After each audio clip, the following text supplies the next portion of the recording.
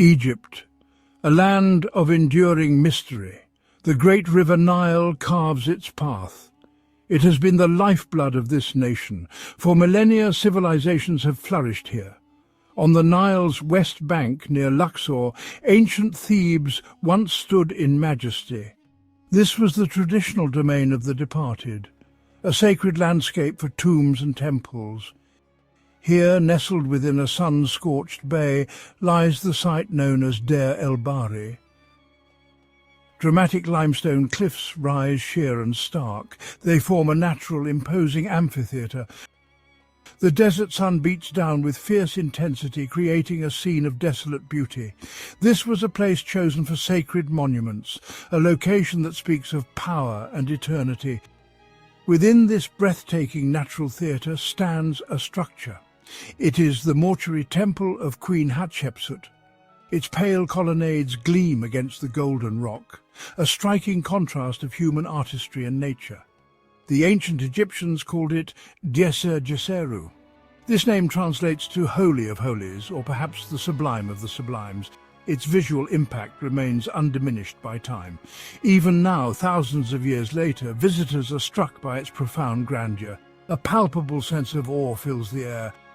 The temple seems to transcend mere stone. It is a bridge to a distant, powerful past, a testament to ambition and faith. It stands as a silent, majestic guardian, guarding the secrets of a long-lost era.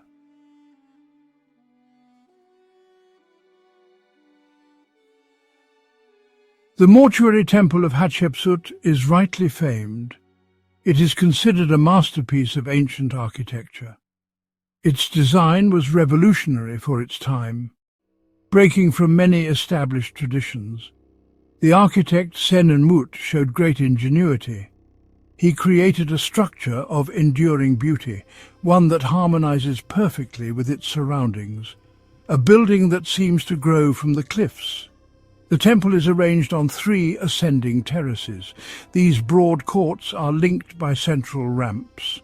Graceful colonnades line the facades of each level, creating elegant patterns of light and shade. This terrace design was a bold innovation. It allows the temple to merge with the cliff face. It appears almost as a natural extension of the rock, a truly inspired and breathtaking architectural vision. Constructed primarily from gleaming white limestone, the temple would have shone brilliantly under the sun. Its construction was a monumental undertaking, requiring vast resources and skilled labor. Thousands of artisans, sculptors and workers toiled to carve the intricate reliefs and towering statues. The sheer scale of the complex is awe-inspiring, reflecting the immense power of the pharaoh. Today, Hatshepsut's temple continues to captivate. It offers invaluable insights into ancient Egypt, into their sophisticated beliefs about the afterlife, their extraordinary architectural and artistic skills, and into the reign of a powerful female ruler. It stands as a vital historical document, its message carved enduringly into stone, a legacy that has weathered the sands of time.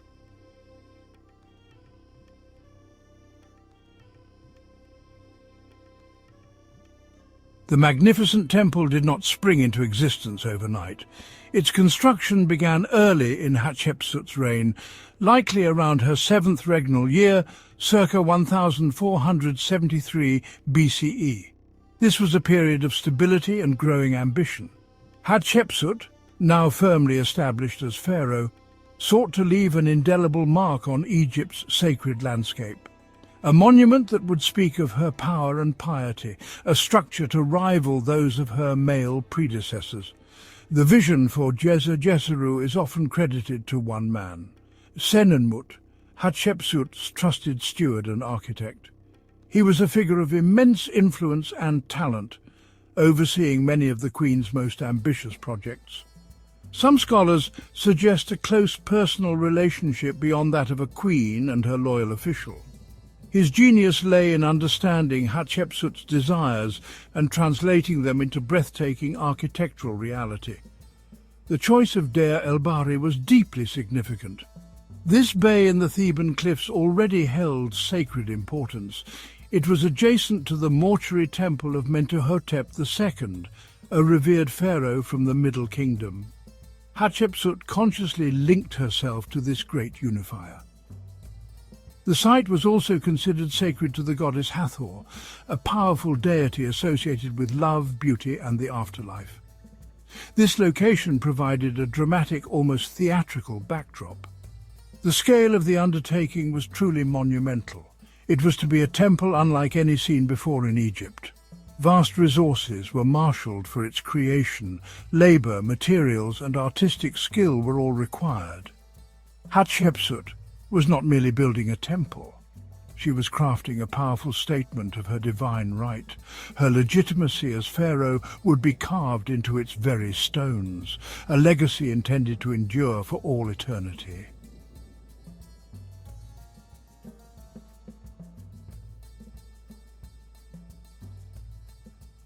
The construction of Hatshepsut's temple was a colossal effort. It demanded a vast and highly organized workforce. Thousands of individuals contributed their skills and labor. Skilled stonemasons meticulously shaped the limestone blocks. Artisans carved intricate reliefs and painted vibrant scenes. Engineers and foremen oversaw the complex logistics. Scribes kept detailed records of progress and expenditure. It was a city of workers, dedicated to a singular vision. The primary material was fine white limestone, quarried from Tura on the opposite bank of the Nile. This stone gave the temple its dazzling appearance, gleaming brightly under the powerful Egyptian sun. Red granite was imported from Aswan for doorways and statues. Sandstone was also used for certain structural elements. Transporting these massive blocks was an immense challenge, requiring ramps, rollers, and sheer human effort. The precise duration of the temple's construction remains debated. Most Egyptologists estimate it took around 15 years, a significant portion of Hatshepsut's 22-year reign. Work likely progressed in phases, terrace by terrace, starting with the lower levels and gradually ascending.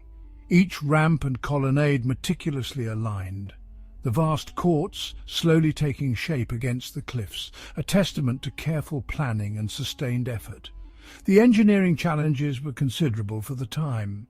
Creating the broad, stable terraces required ingenuity, cutting and fitting the enormous stone blocks precisely, ensuring the structural integrity of the colonnades, the intricate carving of countless reliefs and hieroglyphs, depicting scenes of divine birth, trade expeditions, and religious rites. All this was achieved with tools of copper and stone, a remarkable feat of ancient skill and perseverance.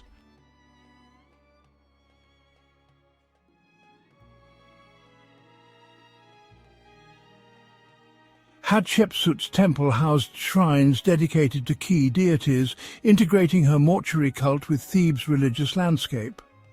Notable shrines include the Hathor shrine, with columns carved as Hathor's head, and the Anubis shrine. The Amun-Ra sanctuary on the uppermost terrace featured exquisite painted reliefs. These shrines ensured divine favor for Hatshepsut in her afterlife.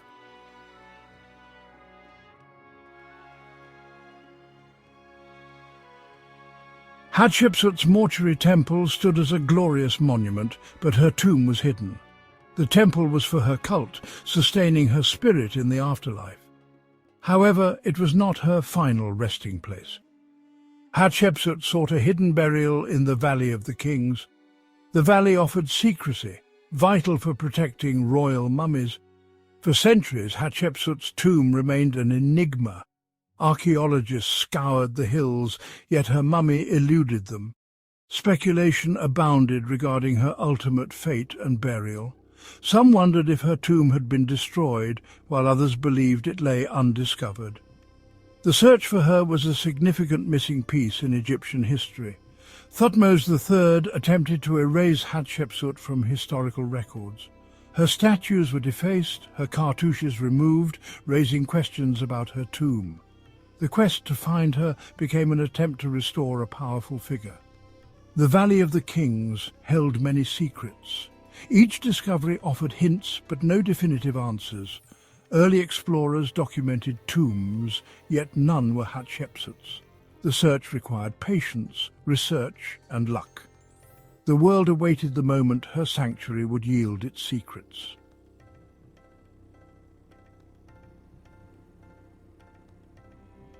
The quest to identify Hatshepsut's mummy was reignited in the early 21st century. Dr. Zahi Hawass spearheaded a new initiative to locate missing royal mummies. Hatshepsut was high on the list of priorities. The team focused on 2 female mummies in KV-60. One was in the Cairo Museum, the other still in KV-60. Could one of these anonymous women be the lost queen? The investigation began with modern technology. The mummy in KV-60 was brought to the Cairo Museum. Both mummies underwent CT scans. The scans revealed crucial details. One mummy, KV-60A, was elderly and missing a molar. The other, KV-60B, was Hatshepsut's royal wet nurse. A wooden box inscribed with Hatshepsut's cartouche was found. Inside was a single mummified molar tooth. The CT scan of KV-60A revealed an empty tooth socket. The tooth from the box was a perfect fit. In June 2007, it was announced that KV-60A was Hatshepsut. The discovery was a major archaeological triumph. Hatshepsut's remains were finally given their royal due.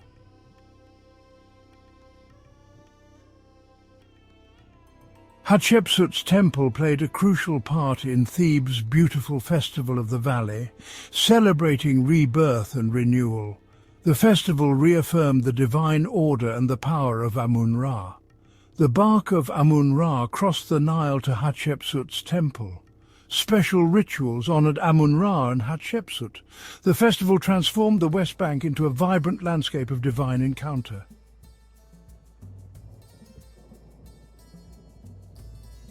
The sacred life of Hatshepsut's temple was not confined to grand annual festivals. It pulsated with a continuous rhythm of daily devotion and ritual activity. A substantial community of priests and temple staff ensured its constant operation. Their unwavering service was essential to maintaining the sanctity of the complex. They also ensured the well-being of the Queen's spirit in the afterlife. These daily duties were performed with meticulous care, following ancient protocols. This ensured that the temple remained a potent conduit between the earthly and divine realms. The air itself would have been thick with incense, murmured prayers, and the quiet efficiency of sacred duty. Each day began with purification rituals for the priests themselves. They would then proceed to awaken the divine presence within the temple's sanctuaries. This involved opening the shrine doors, a symbolic act of bringing the deity forth. Offerings of food, drink, flowers, and fine linens were presented before the statues of Hatshepsut and the other gods worshipped there. Incense was burned to purify the air and please the divine senses. Hymns and sacred texts were recited, praising the deities and invoking their protection and favor. These were not mere symbolic gestures. They were considered vital for sustaining the cosmic order and the pharaoh's eternal life. While dedicated primarily to Hatshepsut's mortuary cult, Djeser-Djeseru also housed important shrines for other significant deities. The magnificent chapel dedicated to Hathor, the goddess of love, beauty, and the West, was a prominent feature. Another shrine honored Anubis, the jackal-headed god of mummification who guided souls to the underworld. Above all, the uppermost sanctuary was consecrated to Amun-Ra, Hatshepsut's divine father and the king of the gods. The worship of these deities was seamlessly integrated into the temple's daily life. This ensured a harmonious relationship with the entire Egyptian pantheon, further sanctifying Hatshepsut's own divine status and legacy. Therefore, the temple was far more than a static monument to a deceased ruler. It was a vibrant, functioning institution, a hive of religious activity and meticulous care. Its operation required significant resources. Land endowments provided agricultural produce for offerings. Workshops produced sacred oils, incense, and linens. Scribes maintained detailed inventories and records of temple activities. The sheer scale of this daily enterprise underscores the immense importance placed on the afterlife. It highlights the pharaoh's role in maintaining Ma'at, the divine order. Hatshepsut, sublime of the sublimes, was truly a living house of eternity, sustained by ceaseless devotion.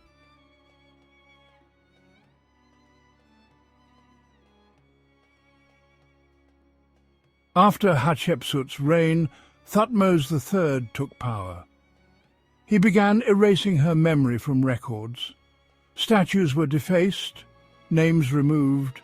Her temple bore the brunt of this campaign. The reasons remain debated by historians, but the impact on her legacy is clear.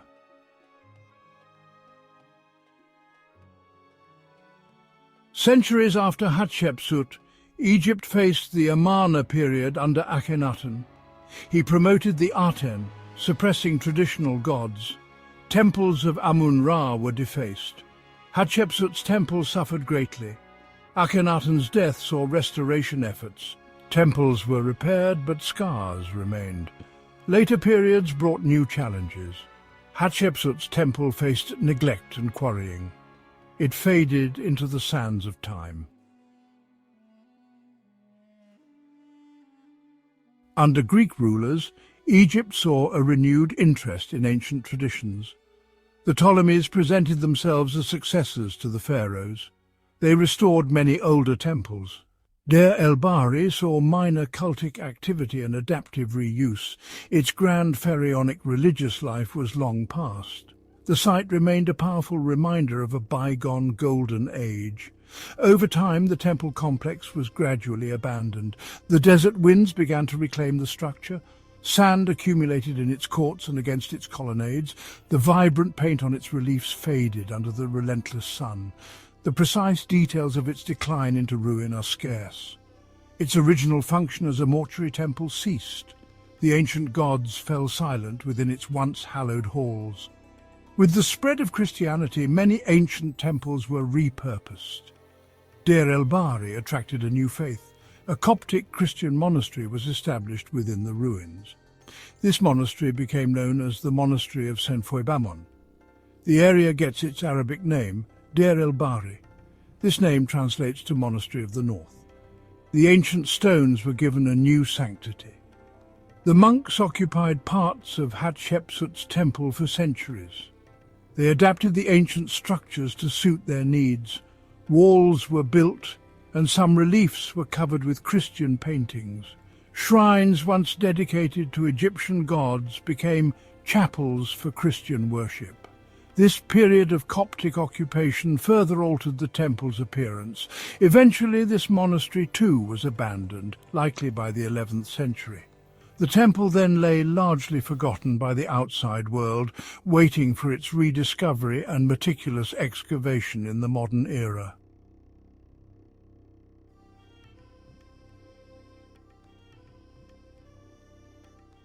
For centuries, Hatshepsut's temple lay hidden, obscured by desert sands and later structures. Its vibrant life had faded, and its true identity was forgotten. Local inhabitants knew of the ruins, but their splendor remained concealed. Early explorers like Richard Pococke documented their observations in the 18th century. Napoleon's expedition and later scholars like Champollion and Lepsius recognized its significance. Their work laid the foundation for future research, bringing ancient Egypt to a global audience. The stage was set for systematic efforts to unveil its buried secrets.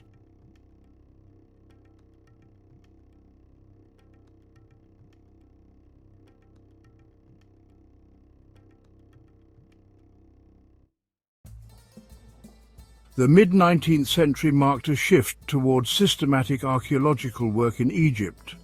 Auguste Mariette founded the Egyptian Antiquities Service in 1858. His efforts curbed uncontrolled digging and protected sites. Mariette began revealing Hatshepsut's temple at Deir el-Bahari. Later, Edouard Neville led extensive campaigns from 1893 to 1906. His team exposed the temple's terraces and colonnades. Neville's work revealed stunning reliefs and the temple's ground plan. Since 1961, a Polish-Egyptian team has undertaken vital restoration work. Their efforts have preserved the monument and uncovered new information. Hatshepsut's temple continues to inspire awe and provide knowledge.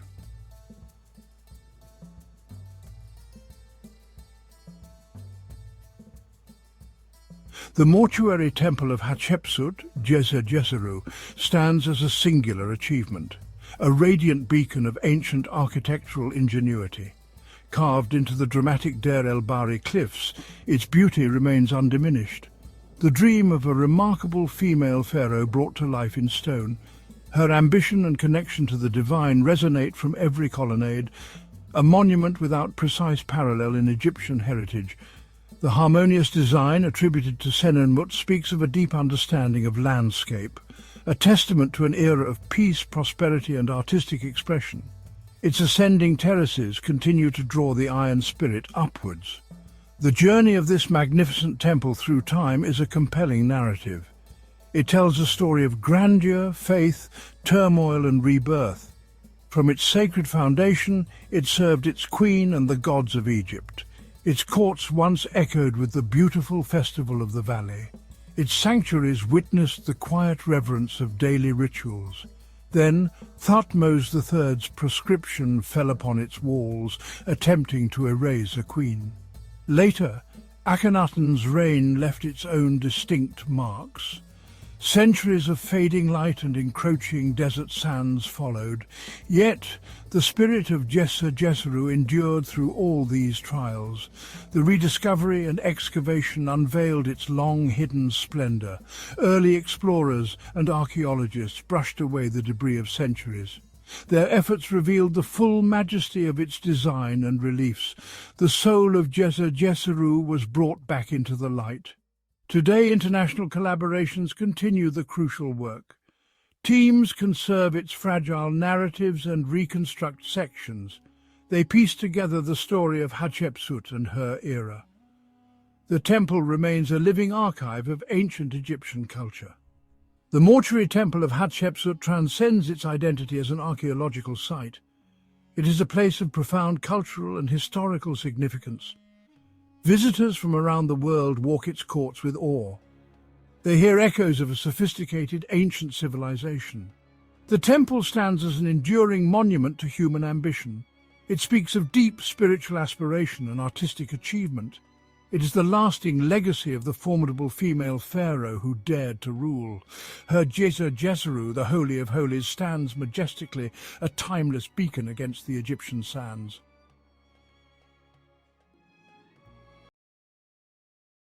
Howard Carter's name is synonymous with ancient Egypt, a name that echoes through the annals of history. Born in 1874, his early life was far from the scorching sands and ancient tombs he would become known for. Instead, it was filled with the lush greenery and serene landscapes of 19th century England. He grew up in a small village in Norfolk, England, a place that seemed worlds away from the mysteries of the ancient world.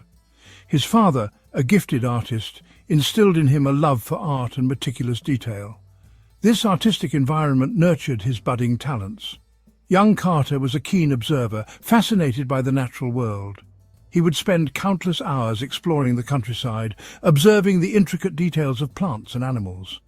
He spent hours sketching the flora and fauna around his home, capturing the beauty of nature with his pencil. This eye for detail, nurtured from a young age, would prove crucial in his later archaeological pursuits. His sketches were not just drawings, they were detailed studies that honed his observational skills. Carter's formal education was limited, but his thirst for knowledge was insatiable. He devoured books, especially those that transported him to distant lands and ancient times. He was particularly drawn to the ancient world, captivated by stories of lost civilizations and the mysteries they held. Museums and books became his windows to these far-off places. This fascination, combined with his artistic talent, led him to the path of archaeology. He began to dream of uncovering the secrets of the past. At the age of 17, a pivotal opportunity arose. A letter arrived that would change the course of his life forever. Carter was invited to join the Egypt Exploration Fund as a tracer. This was a dream come true for the young artist and aspiring archaeologist. This marked the beginning of his lifelong love affair with Egypt, a journey that would lead him to some of the most significant archaeological discoveries of all time. Arriving in Egypt in 1891, Carter was immediately enthralled by the land's rich history and culture. The bustling streets, the vibrant markets, and the ancient ruins all seemed to whisper secrets of a bygone era. The ancient monuments, the hieroglyphics, the sheer weight of history captivated his imagination. The pyramids stood as silent sentinels of a grand civilization, while the Sphinx, with its enigmatic gaze, seemed to challenge him to uncover its mysteries. He diligently copied inscriptions and drawings, honing his skills under the guidance of experienced archaeologists. Each stroke of his pen was a step closer to understanding the lives and beliefs of the ancient Egyptians. Carter quickly established a reputation for his meticulous work and keen eye. His attention to detail and unwavering dedication set him apart from his peers, earning him respect and admiration in the archaeological community. He was not simply tracing the past, he was breathing life into it, recreating the artistry of ancient Egyptians with remarkable precision. His reconstructions were so vivid that they seemed to transport viewers back in time, allowing them to witness the grandeur of ancient Egypt firsthand. His talent did not go unnoticed. In 1899, at the young age of 25, Carter was appointed Chief Inspector of Monuments for Upper Egypt by the Egyptian Antiquities Service. This prestigious position was a testament to his burgeoning reputation and his potential to make significant contributions to the field. This was a remarkable achievement, a testament to his burgeoning reputation in the field. It was a role that came with immense responsibility, but Carter embraced it with enthusiasm and determination. Carter thrived in this role. He oversaw excavations, meticulously documented findings, and passionately advocated for the preservation of Egypt's fragile heritage. His efforts ensured that the stories of ancient Egypt would be preserved for future generations to study and appreciate. He was laying the groundwork for his most significant discovery, one that would forever etch his name in the annals of history. The Valley of the Kings, with its hidden tombs and untold treasures, awaited his exploration. Little did he know, he was on the brink of uncovering a find that would captivate the world and redefine our understanding of ancient Egypt. In 1907, a fateful meeting occurred that would change the course of Carter's career. He was introduced to George Herbert, the 5th Earl of Carnarvon, a wealthy British aristocrat with a passion for Egyptology. Carnarvon was immediately impressed by Carter's knowledge and enthusiasm. He agreed to finance Carter's excavations, providing the much-needed resources to pursue his archaeological dreams. Thus began a partnership that would become legendary. Carnarvon, with his wealth and influence, provided the financial backing. Carter, the passionate and dedicated archaeologist, provided the expertise and unwavering determination. Together, they formed a formidable team. Their shared goal to uncover the tomb of a little-known pharaoh named Tutankhamun, believed to be hidden somewhere in the Valley of the Kings. Little did they know, this quest would consume them for years to come. The Valley of the Kings, a desolate yet majestic landscape, became Carter's obsession. Year after year, he meticulously excavated, his team sifting through sand and rubble under the scorching Egyptian sun. The work was arduous and often disheartening. False leads, dead ends, and the constant pressure of expectation weighed heavily on Carter. Yet he persevered, driven by an unshakable belief that Tutankhamun's tomb lay hidden beneath the sands. Carnarvon, though initially enthusiastic, grew increasingly impatient with the lack of results. The annual expeditions were costly and doubts began to creep in. However, Carter's unwavering belief eventually convinced Carnarvon to fund one final season. This last-ditch effort, a testament to both men's faith and determination, would prove to be the most significant in archaeological history.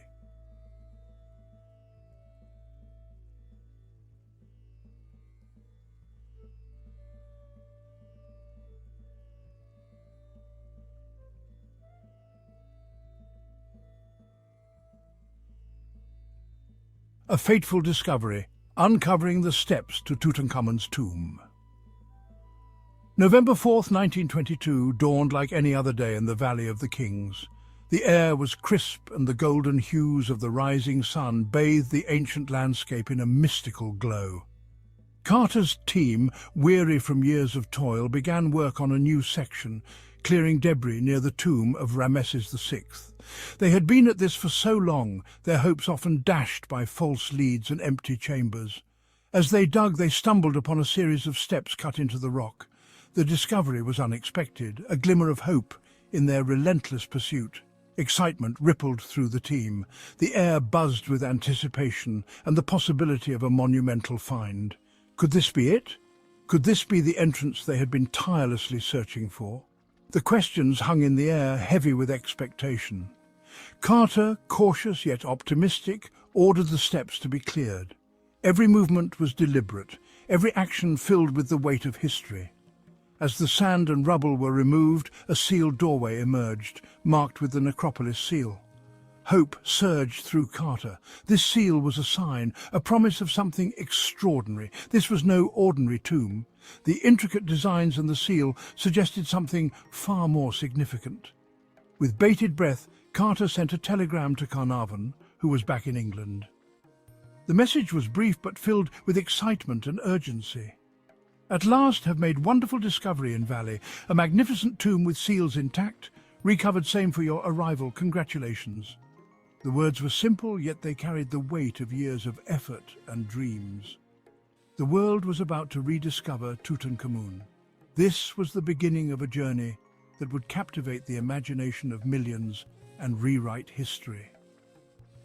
As Carter and his team delved deeper into the tomb, they uncovered a treasure trove of artifacts. Each item, meticulously crafted, told a story of a bygone era. The sheer opulence of the burial goods was staggering, revealing the immense wealth and craftsmanship of ancient Egypt. From golden chariots to intricate jewellery, the tomb was a testament to the grandeur of Tutankhamun's reign.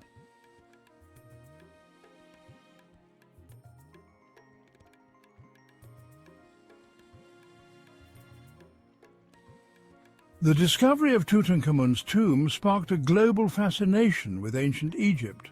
Known as Egyptomania, this cultural phenomenon saw Egyptian motifs influencing everything from fashion to architecture. Museums around the world scrambled to exhibit Egyptian artifacts, and the public's appetite for all things Egyptian seemed insatiable. This newfound interest not only brought ancient history to the forefront, but also inspired a generation of archaeologists and historians. The excavation of Tutankhamun's tomb revolutionized the field of archaeology.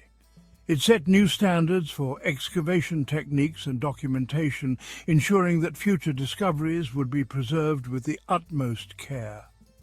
Moreover, Tutankhamun's legacy permeated popular culture, from movies and literature to art and music. The boy king became a symbol of mystery and adventure, captivating the imagination of people across the globe.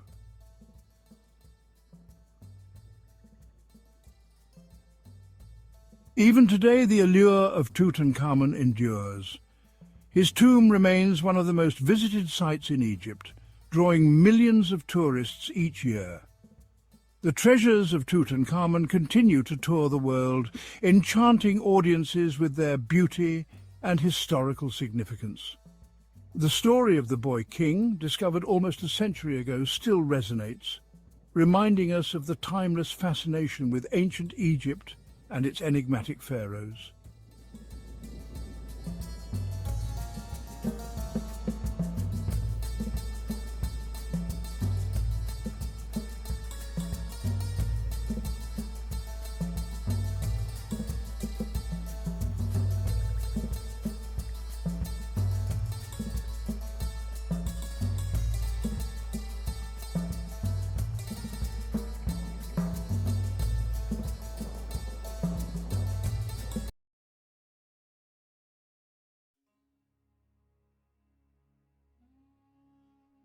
Welcome to ancient Egypt, a land of breathtaking pyramids, mystical deities, and unparalleled innovation.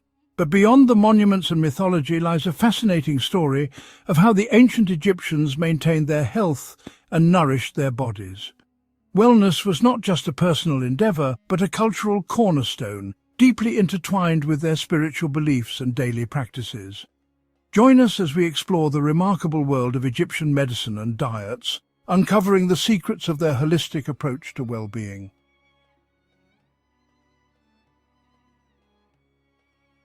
The ancient Egyptians were pioneers of medicine, combining natural remedies with spiritual practices. Their medical knowledge evolved over millennia, influenced by their observations of nature and the human body. They documented their knowledge in papyri, such as the Ebers papyrus, which contains over 700 remedies and treatments, showcasing their extensive understanding of medicinal plants and their applications.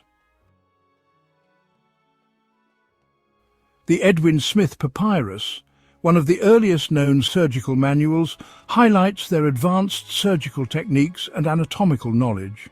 These texts reveal an intricate understanding of the human body and diseases developed through centuries of practice and study.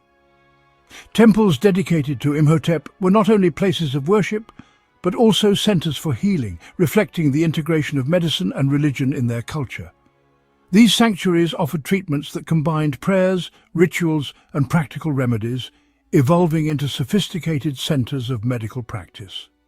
This holistic approach to health, balancing the physical and spiritual realms, was a cornerstone of ancient Egyptian medicine, influencing practices for generations.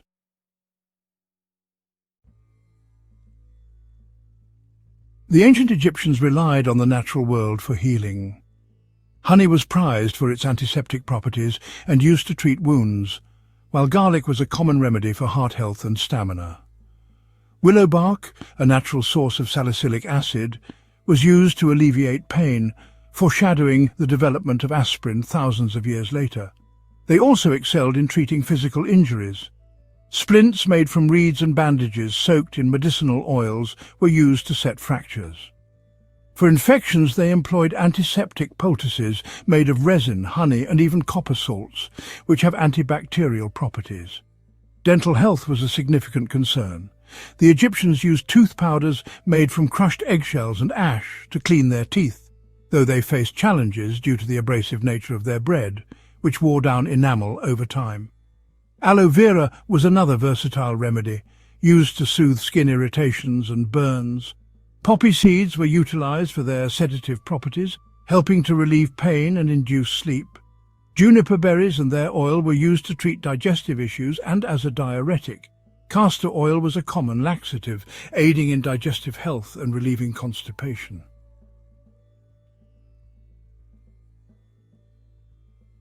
A balanced diet was central to Egyptian life. Bread and beer were staples, providing carbohydrates and essential nutrients. Bread was made from emmer wheat or barley, and beer was brewed from the same grains, sometimes flavored with dates or herbs for added nutrition. Their meals included vegetables such as onions, leeks, and garlic, which were rich in vitamins and believed to have medicinal benefits.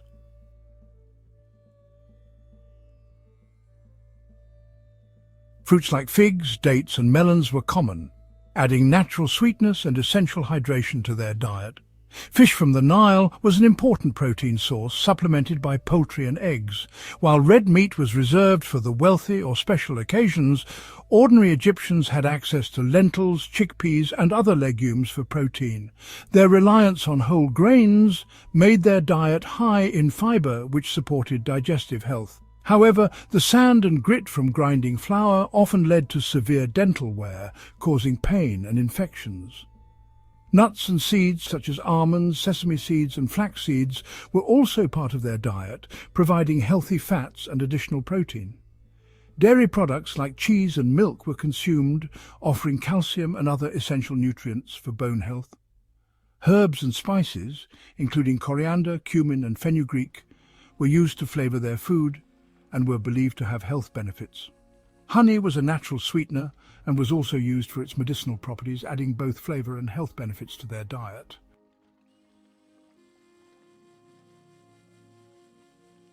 The Nile River was the heart of Egyptian life.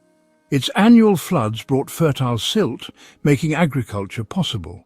Crops like wheat, barley, flax and vegetables thrived along its banks, ensuring a steady food supply. The river also provided medicinal resources. Papyrus was not only used for writing, but also as material for wound dressings. Plants like lotus flowers and water reeds were incorporated into remedies for ailments ranging from skin conditions to digestive disorders. The cycle of planting and harvesting was closely tied to the Nile's rhythm. This abundance allowed the Egyptians to experiment with a wide range of ingredients for both sustenance and healing. The Nile was also a vital source of fish, which was a key protein in the Egyptian diet. Advanced irrigation techniques allowed Egyptians to maximize their agricultural output. Medical knowledge was often recorded on papyrus, ensuring the transmission of healing practices across generations.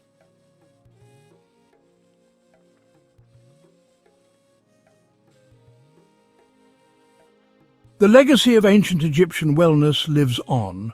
Many of their remedies, like honey for wounds and herbal teas for digestion, are still valued today. Modern herbal medicine and essential oils also draw from ancient practices. Their understanding of nutrition and the connection between diet and health was far ahead of its time. Today's Mediterranean diet and healthy eating trends echo their principles. Their approach to wellness reflected their reverence for balance, or ma'at, the harmony that governed all aspects of life. This balance is mirrored in modern wellness practices like yoga and meditation. From the food they ate to the medicines they crafted, the ancient Egyptians demonstrated a profound connection to the world around them. This connection continues in today's natural remedies and farm-to-table movements. Beyond their renowned remedies and diet, the ancient Egyptians also practiced surgery with remarkable skill. They employed a variety of tools such as scalpels, forceps and probes, many of which have been discovered in tombs, showcasing their advanced understanding of medical procedures. Surgical techniques included trepanation, where holes were drilled into the skull to treat head injuries or illnesses, and the use of sutures made from plant fibers or animal sinews to close wounds. The Edwin Smith Papyrus, a medical text dating back to around 1600 BCE, provides detailed descriptions of these procedures, highlighting the Egyptians' systematic approach to surgery. They also practiced dentistry, extracting teeth and treating dental abscesses with precision. The combination of surgical skill and their vast knowledge of medicinal plants allowed them to perform complex procedures while minimizing pain and infection risks. The ancient Egyptians' contributions to surgery laid the groundwork for future medical advancements, demonstrating their ingenuity and dedication to the well-being of their people. In summary, the ancient Egyptians excelled in various aspects of wellness, from their innovative surgical practices and advanced medical tools to their comprehensive understanding of medicinal plants and balanced diets. Their holistic approach to health and medicine not only ensured the well-being of their people, but also laid a strong foundation for future generations to build upon. In ancient Egypt, medicine was deeply intertwined with magic and religion. Illnesses were believed to be caused by supernatural forces, requiring both medical knowledge and spiritual intervention. Priests, skilled healers, performed rituals to appease gods and expel spirits. Sekhmet, the lion-headed goddess, was revered in medicine. Her priests channeled her power through elaborate ceremonies. Thoth, god of wisdom, bestowed medical knowledge. Amulets and charms protected and aided recovery. Inscribed with sacred texts, they invoked divine protection. The Ebers papyrus blends spells and medical treatments. The heart was seen as the center of thought and health. During mummification, the heart was carefully preserved. Magic and religion ensured holistic well-being. This integration highlights the complexity of ancient Egyptian society and their understanding of the human condition. The diet in ancient Egypt varied significantly between social classes, reflecting wealth and status. The wealthy enjoyed diverse meals with meats, fish, fruits and vegetables. Bread and beer were staples, but quality varied by class. Commoners had simpler diets, mainly bread, beer and vegetables. Meat was a rare luxury for the working class. The Nile's bounty ensured basic foodstuffs for all. Feasts showcased wealth and reinforced social bonds. Food was a marker of status and cultural expression. Ancient Egyptian medicine was advanced and profoundly influential on later civilizations. Their knowledge of herbal remedies, surgical techniques and holistic health laid the groundwork for future practices. The Greeks adopted many Egyptian practices, integrating them into their own medical theories. Hippocrates drew inspiration from Egyptian medical texts. The Romans expanded upon Egyptian medical knowledge. Galen referenced Egyptian practices in his works. Egyptian medical papyri influenced both the ancient world and Renaissance scholars. Their emphasis on mind, body and spirit echoes in modern holistic medicine. The legacy of ancient Egyptian medicine continues to inspire contemporary practices. Understanding their influence provides a broader perspective on medical evolution. It highlights the importance of preserving and learning from ancient wisdom. Thank you for joining us on this journey into their remarkable world. Stay tuned for more explorations of the past. Explore more about ancient Egypt in our next episode. Like, share and subscribe to delve deeper into the mysteries of history.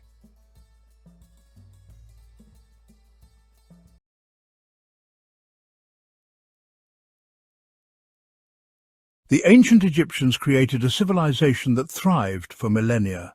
This civilization was built on the fertile banks of the Nile River. The Nile's annual floods brought life-giving silt to the land. This allowed the Egyptians to cultivate crops and produce surplus agricultural goods. From the bustling marketplaces of their cities to the far reaches of the known world, the Egyptians were active traders. They exchanged goods, ideas and culture with their neighbours. Their pharaohs, considered divine rulers, invested in expeditions to distant lands. These expeditions sought valuable resources like gold, timber and exotic animals. Join us as we delve into the world of ancient Egyptian trade. It takes us from the sun-drenched banks of the Nile to the distant shores of Africa and the Near East.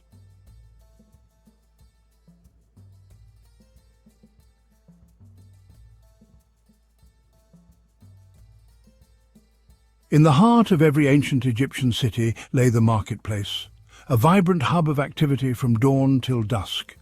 Here, locals and foreigners alike converged to barter for their daily needs and exotic luxuries. The air was filled with the aroma of spices, the sound of haggling and the sight of colourful textiles. Farmers brought their bountiful harvests of grain, fruits and vegetables. Fishermen displayed their catches of the day from the Nile. Artisans proudly presented their crafts, pottery, jewellery and furniture. The Egyptians developed a system to standardize trade. There was a unit of value based on the weight of copper. It served as a common denominator for comparing the value of different goods and services. The marketplace was not just an economic centre but also a social hub. Festivals and religious celebrations often took place in the marketplace, adding to the lively atmosphere. The Nile River, the lifeblood of Egypt, was also its main artery of trade. Boats laden with goods sailed up and down its length. They connected the northern delta region to the southern reaches of the kingdom. But the Egyptians were not content to limit themselves to the Nile Valley. They ventured beyond their borders, establishing trade routes across land and sea that stretched as far as the Arabian Peninsula, the Levant and even Mesopotamia. Overland trade routes, often arduous journeys by donkey caravan, crossed the eastern desert to reach the Red Sea. Here Egyptian ships embarked on voyages to the land of Punt. Punt, believed to be located in present-day Somalia, was a source of exotic goods highly prized by the Egyptians: incense, ebony, ivory, gold and even live baboons. These international trade routes were not without their dangers, yet the lure of profit and the desire for exotic goods fueled the Egyptians' adventurous spirit, making them adept sailors and shrewd traders. The Old Kingdom period, around 2686 to 2181 BCE, marked the emergence of a powerful centralized state in Egypt. During this era, the pharaohs consolidated their power and embarked on ambitious building projects, most notably the pyramids of Giza. These monumental structures stand as a testament to the pharaoh's authority and the economic prosperity of the Old Kingdom. Trade played a crucial role in fueling this economic growth. The pharaohs controlled all aspects of trade. They sent expeditions to distant lands in search of valuable resources. Timber from the cedar forests of Lebanon was essential for constructing ships, temples, and tombs. Gold, mined in the Nubian desert to the south, became synonymous with the pharaoh's power and divinity. The Old Kingdom laid the foundation for Egypt's future economic dominance. It established the systems and networks that would allow subsequent dynasties to further expand trade and secure Egypt's place as a major power in the ancient world. The Middle Kingdom, around 2055 to 1650 BCE, witnessed a resurgence of Egyptian power after a period of political instability. The pharaohs of this era focused on expanding their influence southwards into Nubia. Nubia, a region rich in gold, became a primary target for Egyptian expeditions. Gold played a central role in the Egyptian economy and belief system. It was considered the flesh of the gods, and possessing it was a sign of divine favor. The Egyptians established trading posts and fortresses along the Nile to secure their access to Nubian gold mines. They also developed sophisticated mining techniques to extract the precious metal from the earth. Nubian gold fueled the Middle Kingdom's prosperity. However, the Egyptians' desire for Nubian gold also led to conflict. These campaigns were costly and bloody, but they ultimately secured Egypt's dominance over Nubia and its valuable resources. The New Kingdom, around 1550 to 1069 BCE, marked the zenith of Egyptian power and prosperity. During this era, the Egyptian Empire reached its greatest territorial extent, stretching from Nubia in the south to Syria in the north. This expansion brought immense wealth and luxury goods into Egypt, transforming its culture and economy. The pharaohs of the New Kingdom launched ambitious military campaigns. These campaigns brought vast territories under Egyptian control and opened up new trade routes. Egyptian armies returned from their conquests laden with booty, gold, silver, precious stones, exotic animals, and even slaves. Trade with distant lands flourished during the New Kingdom. Egyptian ships sailed the Mediterranean, reaching the shores of Greece, Anatolia, and the Levant. These exotic goods became status symbols among the Egyptian elite, further stimulating trade and cultural exchange. The New Kingdom was an era of unprecedented wealth and luxury in ancient Egypt. The ancient Egyptians were renowned for their ambitious engineering projects, and the Canal of the Pharaohs stands as a testament to their ingenuity and determination. This ambitious waterway, also known as the Canal of the Seas, was an attempt to connect the Nile River to the Red Sea, creating a direct trade route between Egypt and the East. The first attempt to construct the canal is credited to Pharaoh Senusret III of the 12th dynasty, around 1878 to 1839 BCE. However, it was Pharaoh Necho II of the 26th dynasty, around 610 to 595 BCE, who is often associated with the canal's completion. The canal was a remarkable feat of engineering for its time. It stretched for over 100 miles, linking the Nile River to the Bitter Lakes, which were then connected to the Red Sea. The canal facilitated trade and transportation between Egypt and the East. It allowed Egyptian ships to bypass the treacherous journey around the Sinai Peninsula, reducing travel time and risks. However, the canal was not without its challenges. Despite its intermittent use, the Canal of the Pharaohs stands as a testament to the ancient Egyptians' vision and engineering prowess.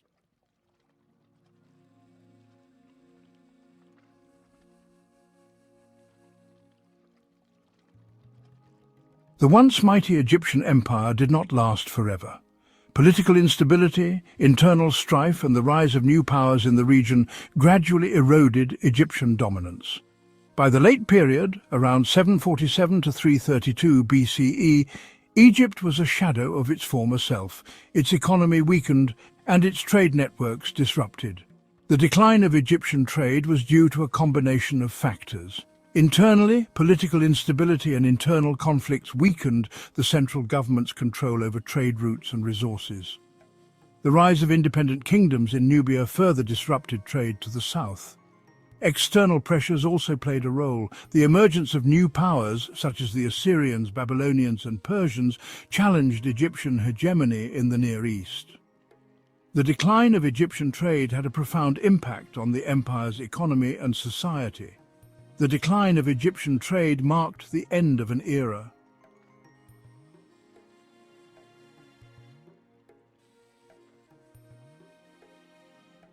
The story of ancient Egyptian trade is a testament to the ingenuity, resourcefulness and ambition of this remarkable civilization. From the bustling marketplaces of their cities to the far reaches of the known world, the Egyptians were active traders. They exchanged goods, ideas and culture with their neighbors. The legacy of ancient Egyptian trade is still felt today. The Egyptians developed complex systems of trade and diplomacy. They created innovative technologies for transportation and navigation. They established trade routes that connected distant lands and cultures. These innovations laid the groundwork for the development of international trade in the centuries that followed. Though the pharaohs and pyramids may be long gone, the spirit of trade that animated ancient Egypt continues to inspire us today. As we navigate the complexities of global trade in the 21st century, we can learn valuable lessons from the ancient Egyptians who mastered the art of trade and left an indelible mark on the world.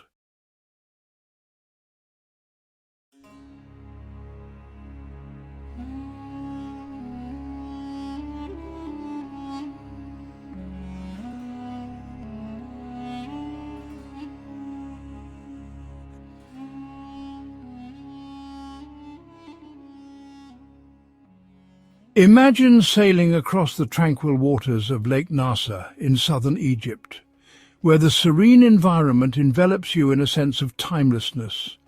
The sun bathes the landscape in a warm golden light, casting long shadows and creating a mesmerizing play of colors on the water's surface.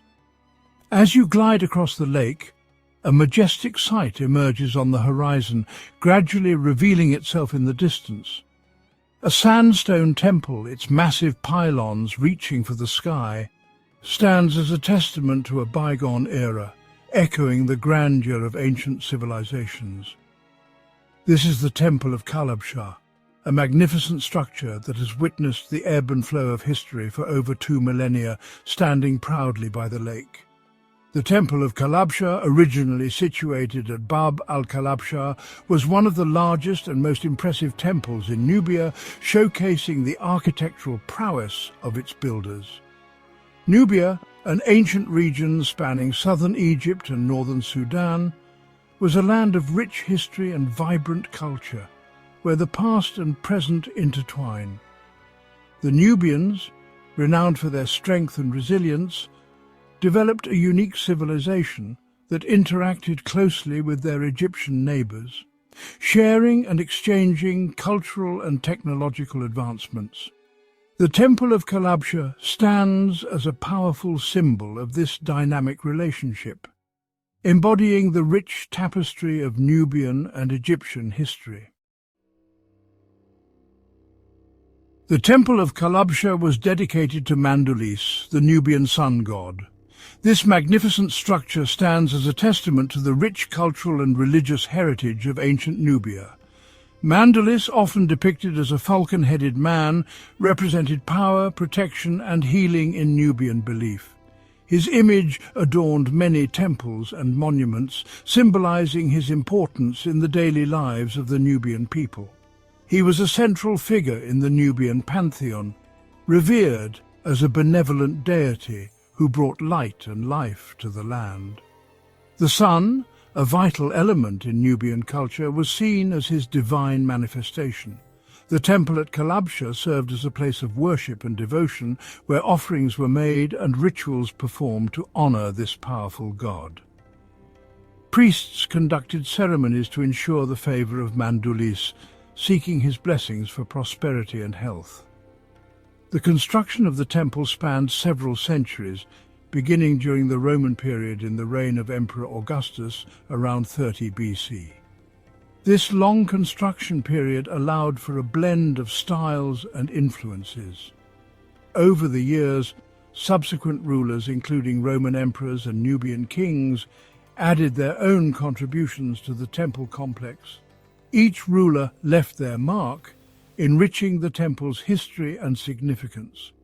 This blend of architectural styles and artistic influences reflects the diverse cultural tapestry that shaped the history of Kalabsha. The temple stands as a symbol of the enduring legacy of Nubian and Roman collaboration.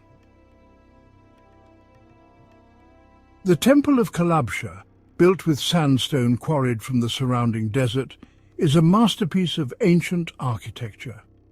Its massive pylons, adorned with intricate carvings, lead into a series of courtyards, halls and sanctuaries.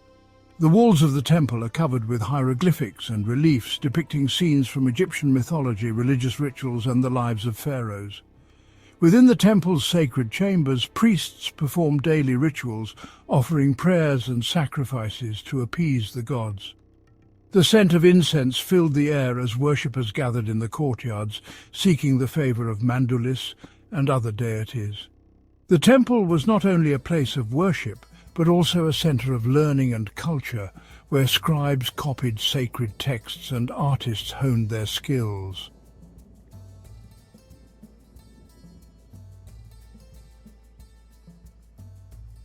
For centuries, the Temple of Kalabsha stood as a beacon of faith and culture, its massive structure seemingly impervious to the passage of time. However, in the 20th century, a modern marvel threatened its very existence: the construction of the Aswan High Dam, a monumental project aimed at controlling the flow of the Nile River and generating hydroelectric power, would create a vast reservoir behind it, Lake Nasser. The rising waters of Lake Nasser would submerge many ancient sites, including the Temple of Kalabsha. Recognizing the immense historical and cultural value of these monuments, the Egyptian government, in collaboration with UNESCO, launched an international campaign to save them from a watery grave.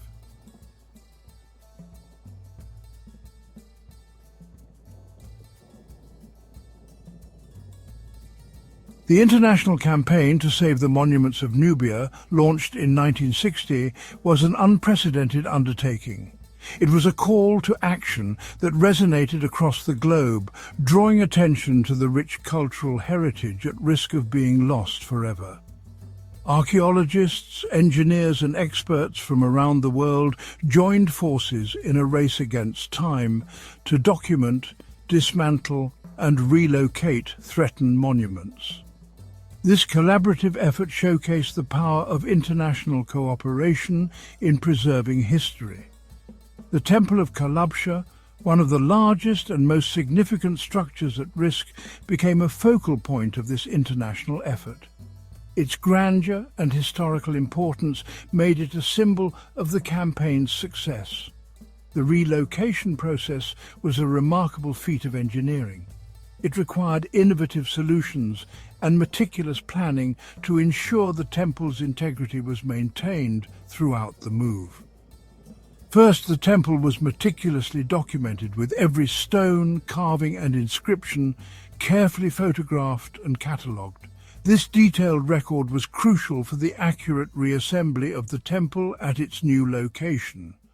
Then, the temple was carefully dismantled, with each block numbered and its original location recorded. This painstaking process ensured that the temple could be reconstructed exactly as it had stood for centuries. The disassembled blocks were then transported to a new site, higher ground that would remain above the waterline of Lake Nasser.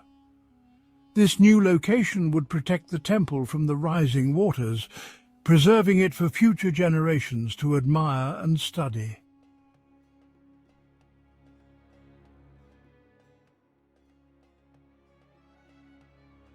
After years of meticulous work, the Temple of Kalabsha was reassembled on a small island just south of the Aswan High Dam. This new location, carefully chosen to resemble the temple's original setting as much as possible, offered a safe haven for the ancient monument. Today the temple stands proudly on its island home, its sandstone walls glowing in the warm Egyptian sun.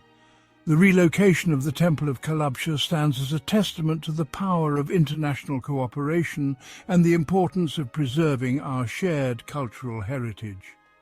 It serves as a reminder that even in the face of seemingly insurmountable challenges, humanity can come together to protect the treasures of the past for future generations. In recognition of its outstanding universal value, the Temple of Kalabsha, along with other monuments relocated during the Nubian salvage campaign, was inscribed on the UNESCO World Heritage List in 1979. This prestigious designation recognizes the temple's significance as an exceptional example of ancient Nubian architecture and a testament to the rich cultural heritage of the region. The inscription of the Temple of Kalabsha on the World Heritage List highlights the importance of preserving cultural heritage for present and future generations. It serves as a reminder of the enduring power of the past to inspire, educate, and connect us to our shared human history. The Temple of Kalabsha offers a fascinating glimpse into the religious beliefs and practices of ancient Nubia. The temple's reliefs and inscriptions provide valuable insights into the worship of Mandulis, the Nubian sun god, and his role in the lives of the people. They also shed light on the interactions between the Nubian and Egyptian cultures, revealing a complex tapestry of shared traditions and unique beliefs. One intriguing feature of the Temple of Kalabsha is the presence of a small chapel dedicated to the worship of Augustus, the first Roman emperor. This chapel, built during the Roman period, reflects the influence of Roman rule in Nubia and the syncretic nature of religious beliefs in the ancient world. Today, the Temple of Kalabsha stands as a popular tourist destination, attracting visitors from around the world who come to marvel at its architectural grandeur and soak up its historical significance. As you explore the temple's courtyards and chambers, let your imagination transport you back in time to an era of pharaohs, gods, and ancient rituals. The Temple of Kalabsha is more than just a monument. It is a living testament to the enduring power of human ingenuity, resilience, and the timeless allure of the past. Its journey from its original location on the banks of the Nile to its new home on Lake Nasser serves as a powerful reminder of the importance of preserving our shared cultural heritage for generations to come.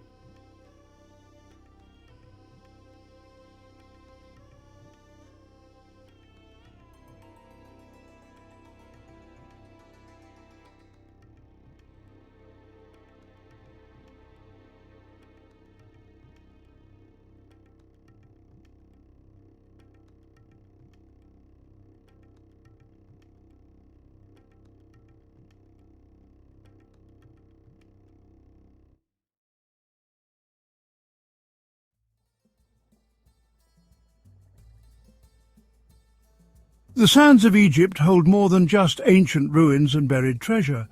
They whisper stories of a civilization that thrived for millennia. Journey with us now as we peel back the layers of time and uncover the culinary world of the ancient Egyptians. Imagine the Nile River, a glistening ribbon of life meandering through the desert. Its fertile banks gave birth to a civilization that would become a beacon of art, architecture and culture. The food of ancient Egypt wasn't merely sustenance. It was a reflection of their beliefs, their social structure and their deep connection to the land. Through their cuisine we can catch a glimpse of their world.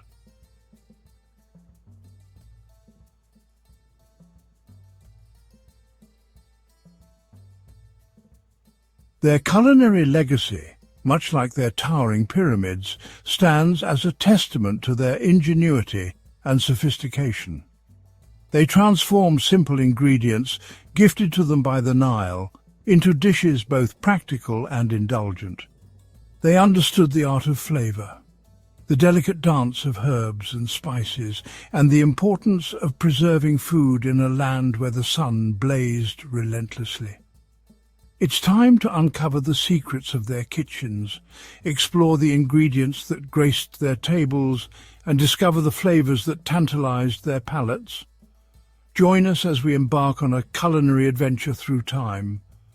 Prepare to be transported back in time to a world where food was more than just sustenance.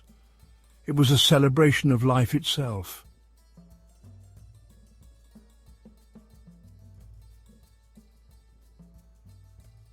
The Nile River, often referred to as the father of life by the ancient Egyptians, was much more than a waterway. It was the lifeblood of the civilization, its ebb and flow dictating the rhythm of their lives. Wheat, barley and emmer, these grains, nurtured by the Nile's annual floods, were the staples of their daily bread. Bread, in its various forms, was the cornerstone of their meals, a testament to the land's generosity.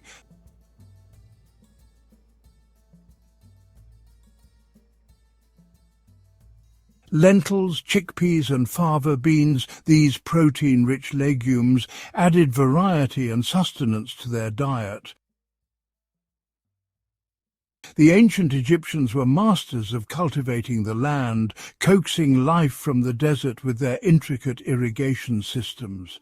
Their agricultural prowess ensured a steady supply of these essential crops, forming the foundation of a cuisine that was as diverse as it was nourishing.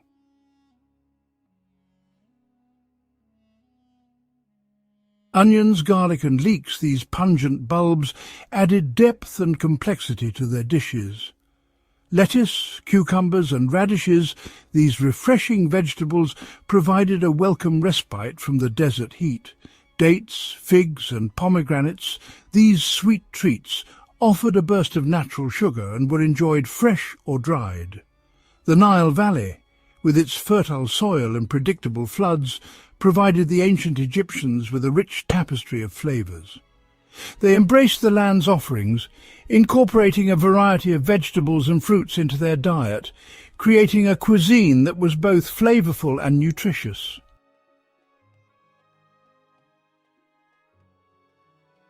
Fish, abundant in the Nile, was a staple protein source, particularly for those living near the river. Fish was often dried, salted or smoked, preserving it for leaner times.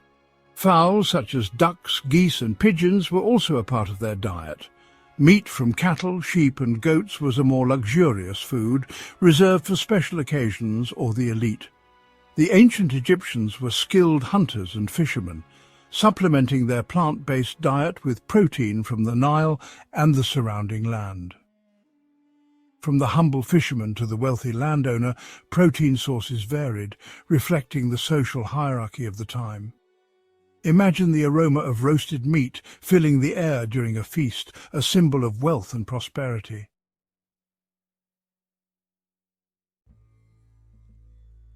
While the common people of Egypt relied on the Nile's bounty for their sustenance, the pharaohs and the elite enjoyed a lavish and diverse diet. For the pharaohs, food was not merely fuel. It was a symbol of their status, power, and divine right to rule. Spices like cumin, coriander, and saffron imported from distant lands infused their dishes with exotic aromas and tastes.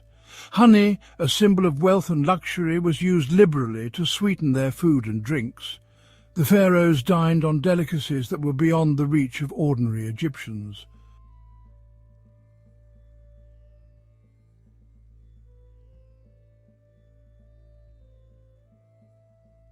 Their tables boasted roasted gazelle, wild duck, and even ostrich, hunted in the distant deserts and brought back to the palace as a testament to their power.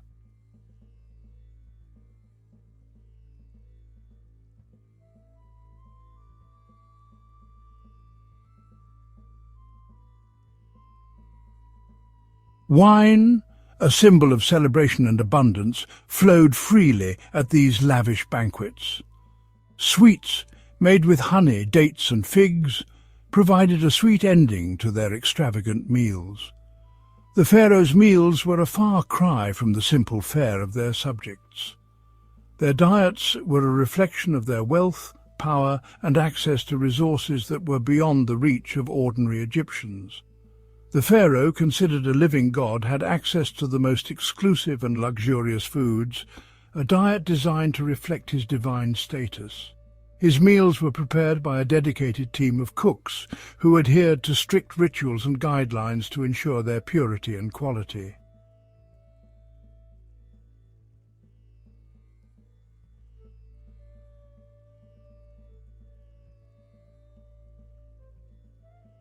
While the pharaohs and the elite indulged in lavish feasts, the lives of ordinary Egyptians revolved around a more modest but no less flavorful culinary tradition.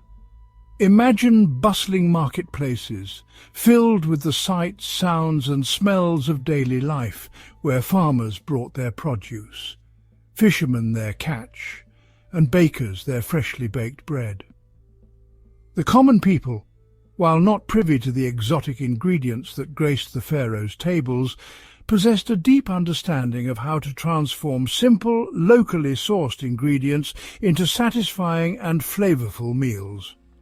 They understood the art of preserving food, drying fish and meats in the scorching desert sun, pickling vegetables in vinegar and salt, ensuring that nothing went to waste. Their meals were a celebration of the Nile's bounty, a testament to their resilience and their ability to adapt to the challenges of their environment.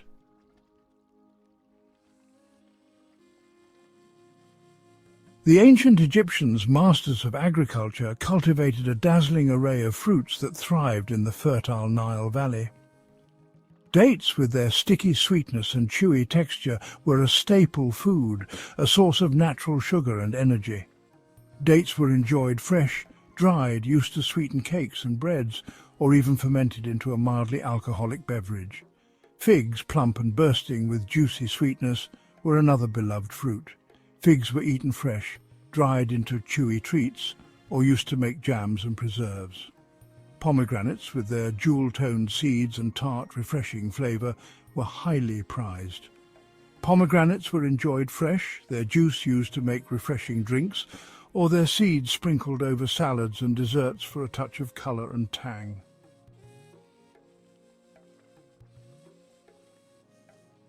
Grapes, cultivated in vineyards that stretched along the Nile Delta, were a symbol of abundance and celebration. Grapes were enjoyed fresh, dried into raisins, or most famously fermented into wine, a beverage enjoyed by both the living and the dead. Watermelons, with their juicy, refreshing flesh, provided a welcome respite from the desert heat. Watermelons were enjoyed fresh, their juice quenching thirst and providing much-needed hydration under the scorching sun. These fruits, gifts of the fertile Nile Valley, were more than just food to the ancient Egyptians. They were symbols of life, abundance, and the generosity of the gods. They were woven into the fabric of their daily lives, their flavors enjoyed by pharaohs and peasants alike.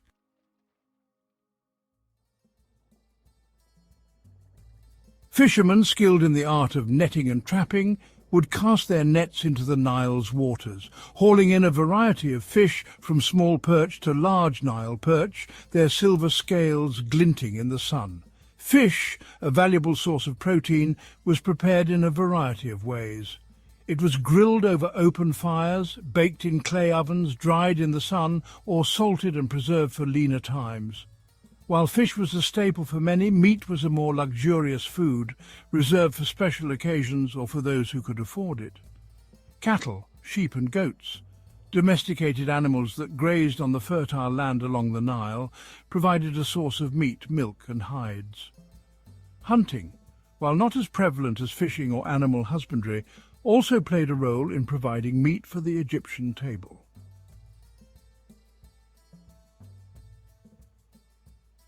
Honey, often referred to as liquid gold by the ancient Egyptians, was far more than just a sweetener.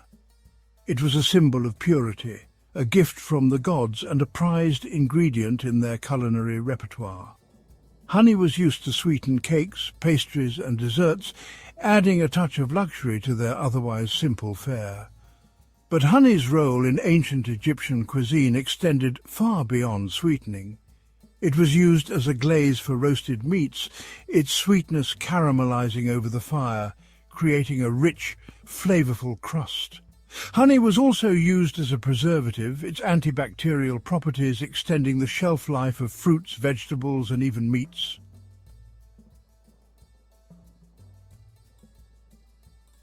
The ancient Egyptians, renowned for their trade networks that spanned the ancient world, had access to a treasure trove of spices, each one adding its unique flavor and aroma to their cuisine.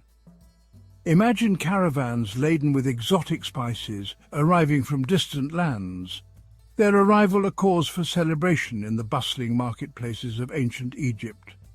Cumin, with its warm, earthy flavor, was a staple spice used generously in stews, soups and roasted meats. Imagine the comforting aroma of cumin seeds toasted in a clay pot, their essential oils released, filling the air with their warm, inviting scent. Coriander, with its citrusy, slightly sweet flavor, was another favorite, used to add a refreshing note to dishes. Imagine the delicate green leaves of the coriander plant, chopped finely and sprinkled over salads, stews and even desserts.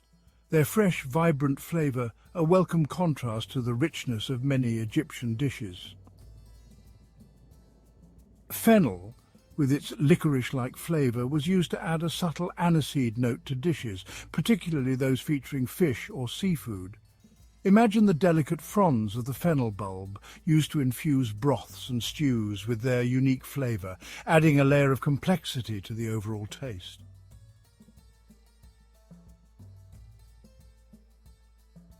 The ancient Egyptians were remarkably innovative in their culinary practices. They developed techniques for preserving food and brewing beverages. Fermentation was well understood by the ancient Egyptians. They used it to create beer, a staple drink. Bread making involved sourdough starter, giving bread its tangy flavor.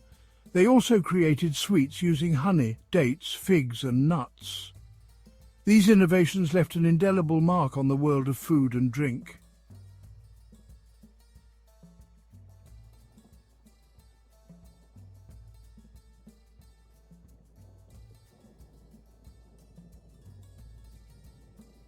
Our journey through the kitchens and fields of ancient Egypt draws to a close, leaving us with a profound appreciation for a civilization that understood the art of sustenance and celebration.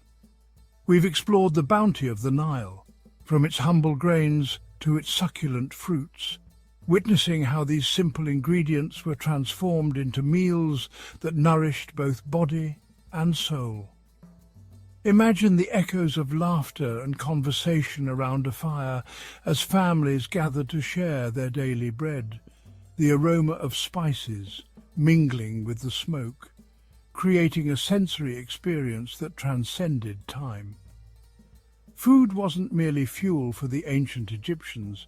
It was a thread that wove together the fabric of their society, connecting them to the land, their gods, and each other. We've delved into the grand feasts of the pharaohs, where exotic delicacies and imported spices were a testament to their power and influence. Yet, even amidst such opulence, the essence of Egyptian cuisine remained rooted in the land's bounty, a reminder that even the most powerful rulers were ultimately dependent on the Nile's generosity. From the humblest farmer to the mighty pharaoh, food played a pivotal role in shaping the lives, beliefs, and traditions of this remarkable civilization.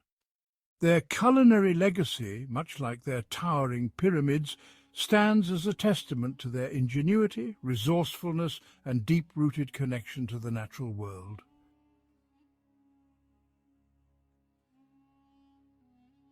As we bid farewell to the sights, smells, and tastes of ancient Egypt, let us carry with us a newfound appreciation for the simple yet profound act of sharing a meal. Their story reminds us that food is more than just sustenance. It's a celebration of life, a bridge across cultures and generations, and a powerful reminder of our shared humanity.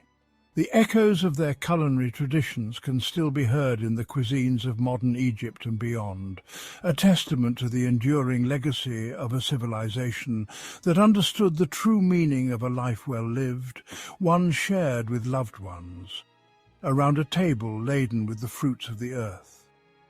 Their story is a reminder that even as time marches on, the fundamental human need for nourishment and connection remains unchanged. So the next time you break bread with loved ones, take a moment to appreciate the legacy of the ancient Egyptians, whose culinary innovations continue to enrich our lives today. Their story, etched in stone and whispered by the desert winds, reminds us that even the grandest civilizations are built upon the simple foundation of a shared meal.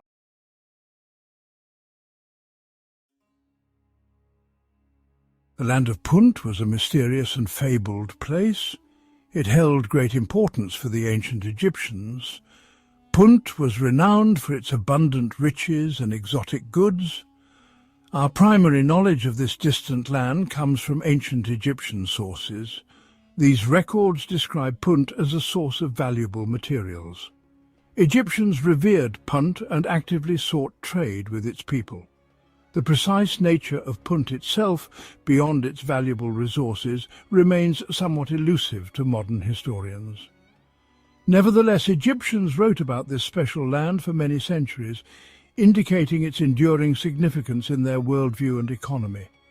References to Punt span a remarkably long period in Egyptian history. They appear from the Old Kingdom around 2500 BCE right through to the late period after 700 BCE. This long history demonstrates a sustained and significant relationship between Egypt and Punt. The earliest accounts of Punt are somewhat general. However, later records, particularly from the New Kingdom, become much more detailed and illustrative. This extended period of interaction highlights Punt's consistent importance to the Egyptian state. Punt held a position of immense importance in ancient Egypt's network of trade. This was primarily because Punt supplied a variety of valuable goods that Egypt could not easily produce domestically. Many of these items were essential for important religious rituals. They also served as potent symbols of wealth, status, and royal power. Punt was perceived by the Egyptians as a distant land of plenty, almost legendary in its richness. Its diverse resources were highly coveted by the Egyptian elite, especially the pharaohs and high officials. The rulers of Egypt took considerable pride in their ability to acquire these exotic items from such a remote location. Beyond the acquisition of physical goods, successful trade with Punt brought considerable prestige to Egypt. It served as a clear demonstration of the pharaoh's power, influence, and divine backing. Gold was one of the most precious commodities that Egypt sought from the land of Punt. In ancient Egyptian culture, gold held profound symbolic meaning. It was considered to be the very flesh of the gods. Gold symbolized eternity, indestructibility, and divine power. Punt was recognized as one of the important sources for this highly prized metal. Egyptian goldsmiths were exceptionally skilled artisans. They transformed raw gold into stunning jewelry, intricate death masks for pharaohs, and sacred cult objects for temples. The regular influx of gold from Punt would have significantly supported these elaborate crafts. It also substantially added to the royal treasury, bolstering the economic power of the Egyptian state. The uses of gold in ancient Egypt were widespread and deeply integrated into expressions of power and piety. Royal tombs, such as the famous tomb of Tutankhamun, were lavishly filled with golden artifacts. These items were intended to accompany the deceased pharaoh into the afterlife. Temples dedicated to the gods were often adorned with gold leaf and electrum. Egypt, dominated by desert and the Nile Valley, had few native sources of high-quality timber. Fine woods like ebony were highly prized imports from Punt. Artisans crafted luxurious furniture and intricate inlays from ebony. Ivory sourced from elephant tusks was another sought-after material. Talented artisans carved ivory into beautiful designs.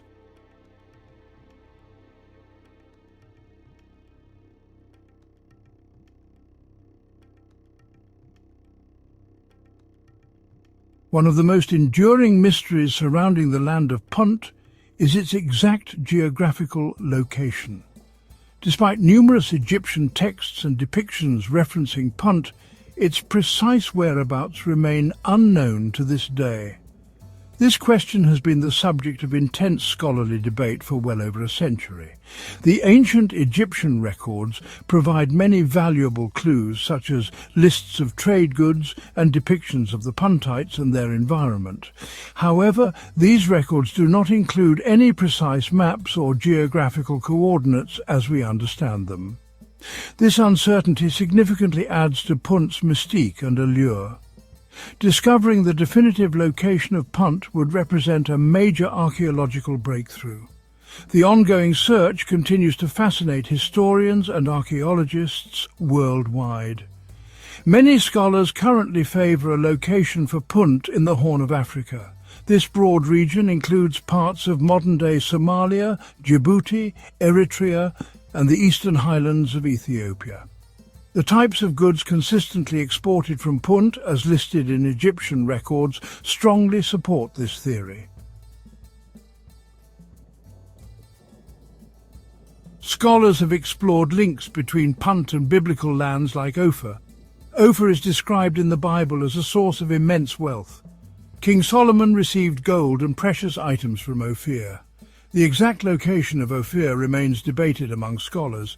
This makes any direct link between Punt and Ophir speculative.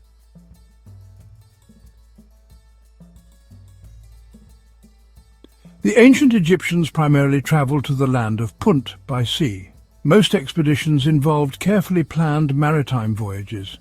Ships would depart from Egyptian ports on the Red Sea coast and sail southwards. This was a challenging and often perilous journey for ancient mariners. They needed robust, seaworthy ships and highly skilled sailors who understood the winds and currents of the Red Sea. The Egyptians developed important Red Sea ports, such as Wadi el-Jarf in the Old Kingdom and later Mersa Gawasis during the Middle Kingdom. These ports served as crucial departure and arrival points for the Punt expeditions. Depending on Punt's precise location and the specific route taken, some overland travel might also have been involved at the final stages of the journey. The logistics and challenges of these expeditions to Punt were considerable.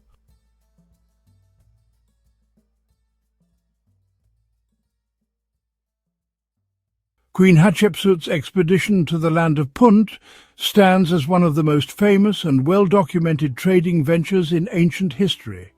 This remarkable voyage took place around the year 1493 BCE during the prosperous 18th dynasty of Egypt's new kingdom.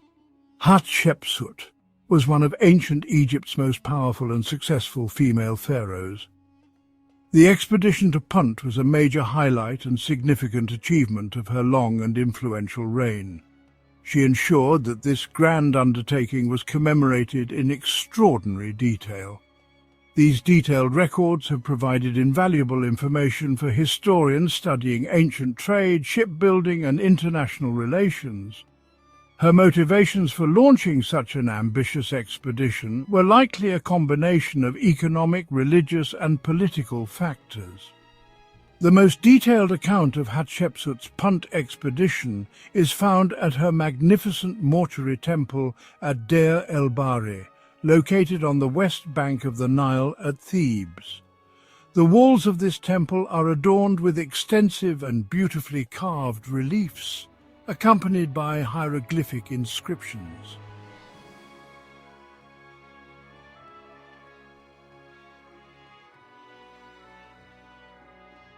The ancient Egyptians often referred to the land of Punt by a special and evocative name, Tanecha. This ancient Egyptian phrase is generally translated as land of the god or God's land. This particular designation strongly suggests that Punt held a profound and special religious significance for the Egyptians.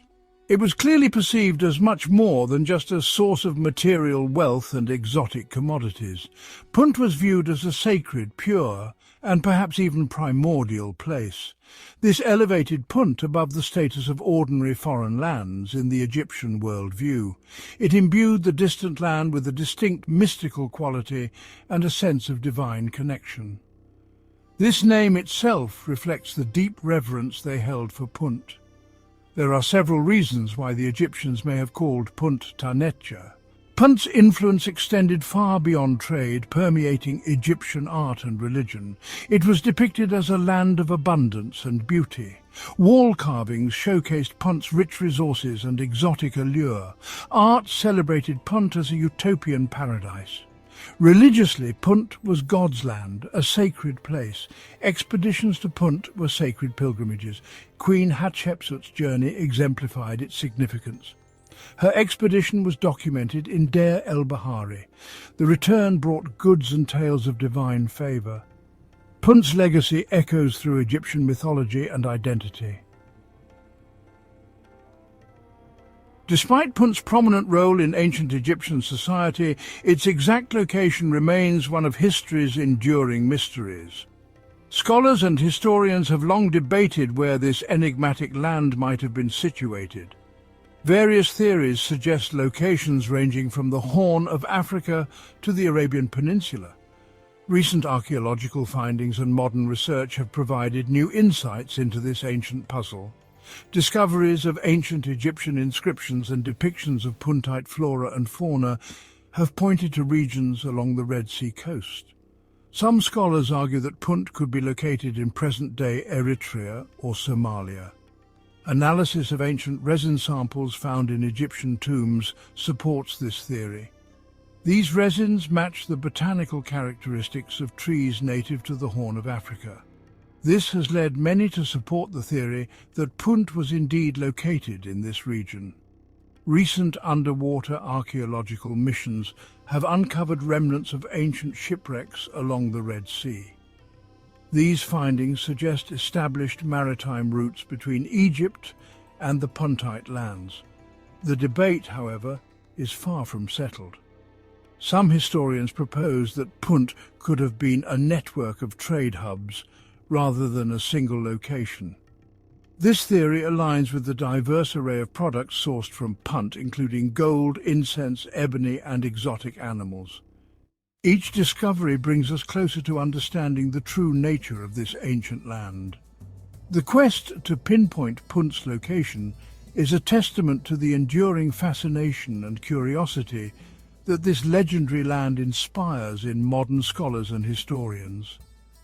The search for Punt is not just about finding a place on the map, it is about connecting the dots of history and piecing together the legacy of a civilization that once thrived on the exchanges between these distant lands. The story of Punt, much like the land itself, continues to captivate and intrigue, reminding us of the rich tapestry of human history waiting to be explored.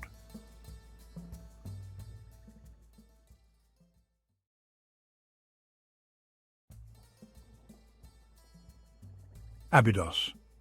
The very name evokes a sense of mystery and ancient power, a place where history and myth intertwine. Located on the west bank of the Nile in Upper Egypt, Abydos is one of the oldest and most important archaeological sites in all of Egypt, a cradle of civilization.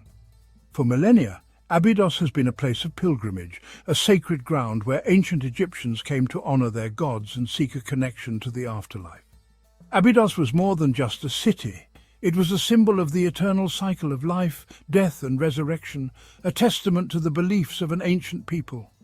Even today, standing among the ruins of its temples and tombs, one can feel the weight of history and the echoes of a civilization long gone, yet still present in spirit.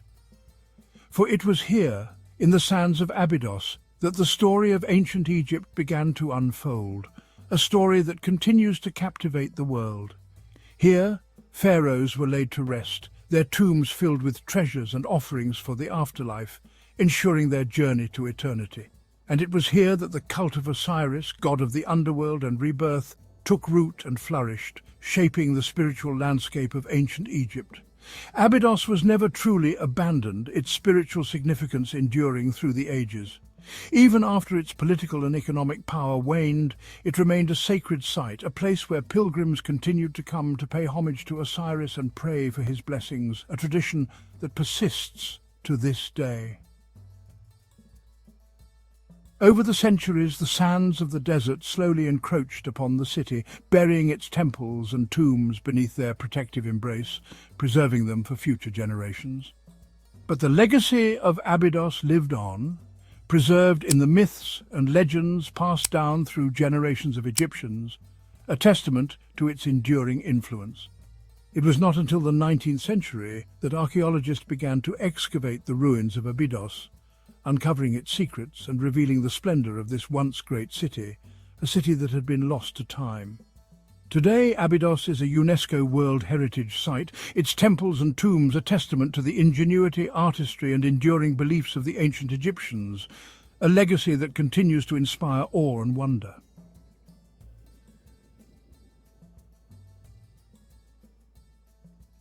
Abydos first rose to prominence in the pre-dynastic period around 3100 BC, when Egypt was in its infancy, a time when the foundations of one of the world's greatest civilizations were being laid.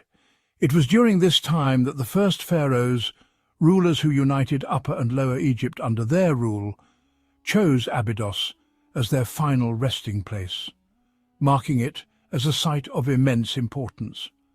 They constructed elaborate tombs known as mastabas, which were rectangular structures with flat roofs and sloping sides, built of mud brick and often decorated with colorful paintings and intricate reliefs. These early tombs were not just places of burial, but also symbols of power and authority, reflecting the pharaoh's divine status. They were filled with grave goods, including pottery, jewelry, weapons and even boats, intended to accompany the deceased into the afterlife, ensuring they had everything they needed for their journey.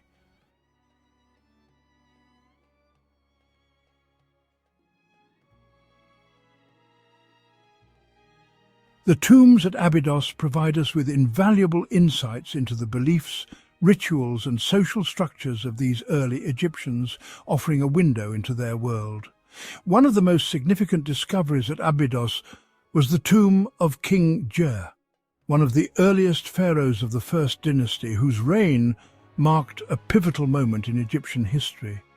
Jer's tomb was a large and impressive structure surrounded by subsidiary graves for his family and retainers, indicating his high status and the reverence in which he was held. Inside the tomb, archaeologists discovered fragments of Jer's funerary equipment, including a fragment of his arm, which had been ripped off and placed in a separate box, a practice that remains a mystery. The presence of such elaborate tombs at Abydos suggests that the city was already a place of great religious significance in the pre-dynastic period, long before the rise of the pharaohs.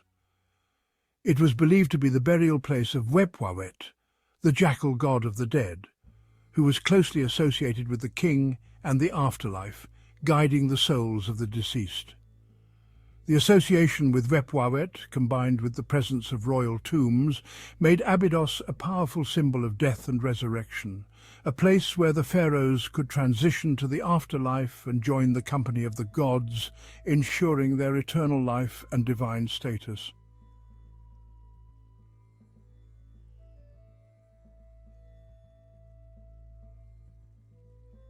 As Egypt entered the early dynastic period, around 3000 to 2686 BC, Abydos continued to flourish as a necropolis and a center of religious activity. However, it was during this time that a new cult began to emerge in Abydos, one that would eventually overshadow all others, the cult of Osiris. The origins of Osiris are shrouded in mystery, but he is typically depicted as a mummified king, often with green skin symbolizing rebirth, wearing the Atef crown and holding the crook and flail, symbols of kingship and fertility. According to Egyptian mythology, Osiris was a benevolent king who ruled Egypt with his wife Isis. He taught the Egyptians agriculture, law and civilization, but was murdered by his jealous brother, Set. Osiris's death and resurrection became a central myth in Egyptian religion, symbolizing the cycle of life, death and rebirth. His story resonated deeply with the Egyptians, who saw in Osiris a promise of eternal life after death. As the cult of Osiris spread throughout Egypt, Abydos became one of the most important pilgrimage sites in the country, attracting countless devotees. Egyptians from all walks of life flocked to Abydos, hoping to be buried near the god Osiris, or at least to have their names inscribed on stelae or other monuments erected in the sacred precinct. They believed that proximity to Osiris would increase their chances of a favorable judgment in the afterlife. Pilgrims would offer prayers, sacrifices, and votive offerings to Osiris, hoping to gain his favor and ensure their resurrection. The pilgrimage to Abydos was a journey of faith, a chance to connect with the divine and seek solace in the face of death. The spiritual atmosphere of Abydos provided comfort to many. The influx of pilgrims to Abydos had a profound impact on the city. Temples and shrines were built to accommodate the growing number of worshippers. Cenotaphs, symbolic tombs that did not contain the body of the deceased, were constructed by wealthy Egyptians who could not afford to be buried at Abydos but wanted to be symbolically linked to the god. Abydos became a bustling center of religious activity, its streets thronged with priests, pilgrims and merchants. The pilgrimage to Abydos was more than just a religious duty. It was also an opportunity for social and economic exchange. People from different parts of Egypt would converge on Abydos, bringing with them their customs, beliefs and goods. The city became a melting pot of Egyptian culture, a place where ideas were shared and traditions were transmitted, enriching the cultural tapestry of Egypt.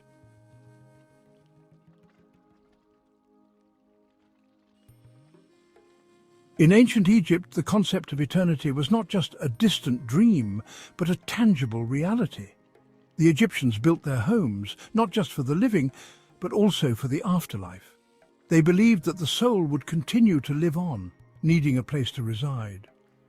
Tombs were constructed with meticulous care, designed to last forever. These structures were more than just resting places. They were eternal homes for the departed.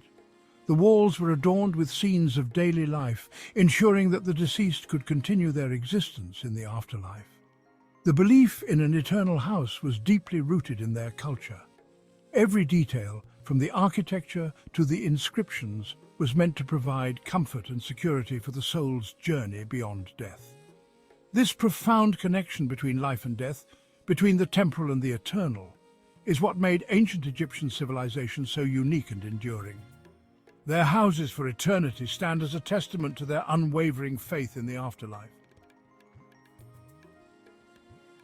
The stones of Abydos tell a story that spans millennia. Each carving, each inscription is a testament to the lives and beliefs of the ancient Egyptians. It's fascinating to think about how these stones have witnessed the ebb and flow of history, standing silent yet eloquent in their endurance. At Abydos, the gods were honored with grand temples and intricate rituals. The ancient Egyptians believed that Abydos was the gateway to the afterlife, a sacred place where they could connect with the divine. The devotion and reverence shown here reflect a deep spiritual connection that transcended daily life. Beyond the famous temples, Abydos is home to numerous other monuments that add to its rich tapestry. From lesser-known chapels to ancient tombs, each structure contributes to the overall significance of this sacred city. These monuments, though perhaps not as renowned, are equally important in understanding the full scope of Abydos's historical and cultural landscape.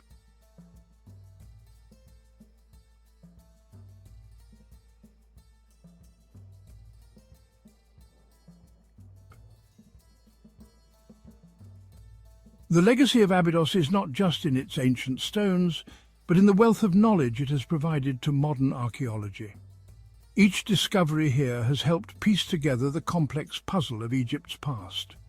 The significance of Abydos continues to grow as new findings shed light on the lives and beliefs of those who once walked these grounds.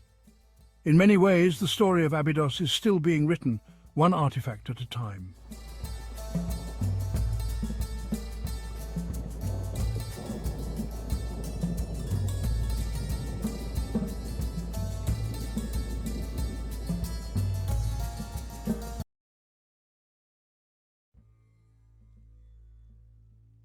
Deep in the heart of the Sinai Peninsula, amidst a rugged and unforgiving landscape, rises a mountain shrouded in mystery and legend. This is a place where the harshness of the desert meets the sublime beauty of nature, creating a setting that feels both timeless and otherworldly. Mount Sinai, known also as JBLMWS, Jabal Musa in Arabic, meaning Moses' mountain, has captivated the hearts and minds of people for millennia. It is a site of profound historical and spiritual significance, revered by multiple faiths and cultures. Its towering peaks and desolate beauty whisper tales of ancient prophets and divine encounters. The mountain stands as a silent witness to the passage of time, its rugged slopes etched with the stories of those who have come seeking answers and enlightenment. The very air around Mount Sinai seems to crackle with an unseen energy, a palpable sense of the sacred that has drawn pilgrims and seekers for centuries. Each step taken on its ancient paths feels like a journey through history, a connection to something greater than oneself. The silence of the desert, broken only by the wind whistling through the canyons, invites contemplation and introspection. It is a silence that speaks volumes, offering a space for reflection and a deeper understanding of one's place in the universe. It is a place where the veil between the earthly and the divine feels thin, where the echoes of ancient events still reverberate through the ages. The ancient ruins and relics scattered across the mountains serve as a testament to its enduring significance, a reminder of the countless souls who have been touched by its mystique. The history of Mount Sinai stretches back through the mists of time, intertwined with the very fabric of human civilization. The earliest mention of the mountain can be traced back to ancient Egyptian texts, where it was known as the Mountain of the Moon. The Egyptians believed that the goddess Hathor, the deity of love, beauty, music, dancing, fertility and joy, resided on the mountain. They mined turquoise in the area and built temples at its base, evidence of their deep reverence for this sacred place. The legacy of their presence can still be seen today in the ruins and artifacts scattered across the landscape. Mount Sinai holds a unique place in the history of the world's great Abrahamic religions. For Jews, Christians and Muslims alike, it is revered as the site where Moses received the Ten Commandments from God. This pivotal event, recounted in the Book of Exodus, forever linked Mount Sinai with divine revelation and the establishment of moral law. For Christians, Mount Sinai represents the tangible manifestation of God's covenant with his people. It symbolizes the meeting point between heaven and earth, a place where the divine will was made known to humanity. Muslims too revere Moses as a prophet and recognize the importance of Mount Sinai in his story.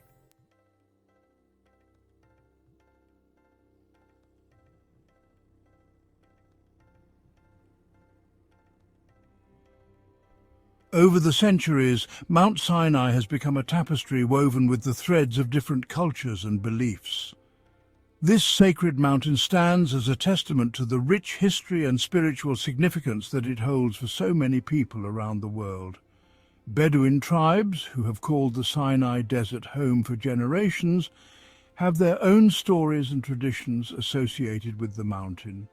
These Nomadic people have passed down their legends and customs through countless generations, each adding their own layer to the mountain's mystique.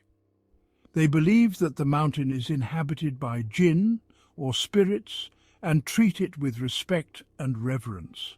The Bedouins' rituals and practices are deeply intertwined with the natural landscape, reflecting a profound connection to the earth and the unseen forces they believe dwell within it.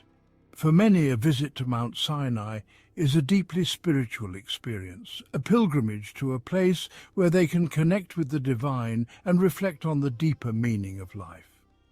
Pilgrims from various faiths come here seeking solace, enlightenment, and a sense of peace that only such a sacred site can provide.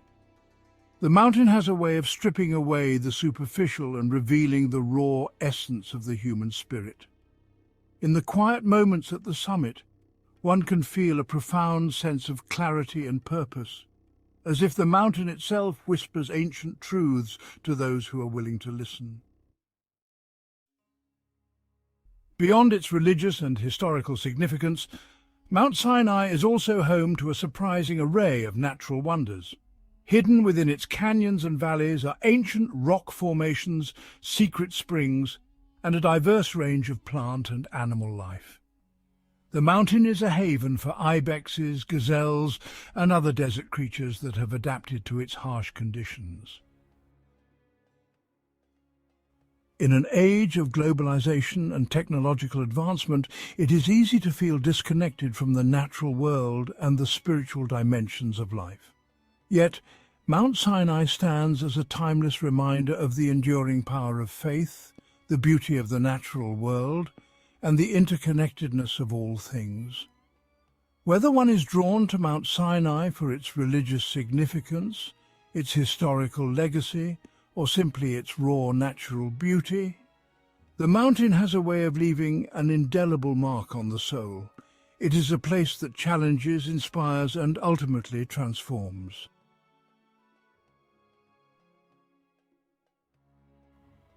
The traditional pilgrimage to the summit of Mount Sinai is a challenging but rewarding experience. There are two main routes to the top. The longer and more gradual ascent is via the Camel Trail, a winding path that can be traversed on foot or by camel. The more challenging but quicker route is the Steps of Repentance, a steep staircase of over 3,750 steps carved into the mountainside by a repentant monk. The ascent is usually made at night to avoid the scorching heat of the day and to reach the summit in time for sunrise. At the summit of Mount Sinai lies St. Catherine's Monastery, one of the oldest continuously operating Christian monasteries in the world.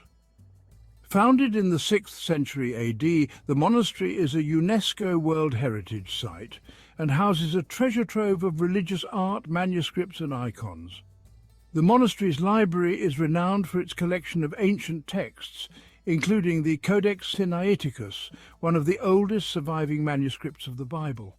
The monastery is a testament to the enduring power of faith and the human spirit's ability to thrive in even the harshest of environments.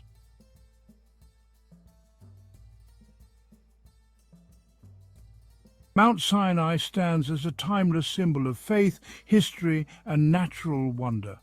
For millennia, its towering peaks have drawn pilgrims, adventurers, and seekers from all over the world. Its story is interwoven with the very fabric of human civilization, and its legacy continues to inspire and intrigue us today. As long as humans gaze up at the stars and ponder the mysteries of life, Mount Sinai will continue to hold a special place in our hearts and imaginations. It is a place where the veil between heaven and earth feels thin, where the whispers of the divine can still be heard in the wind.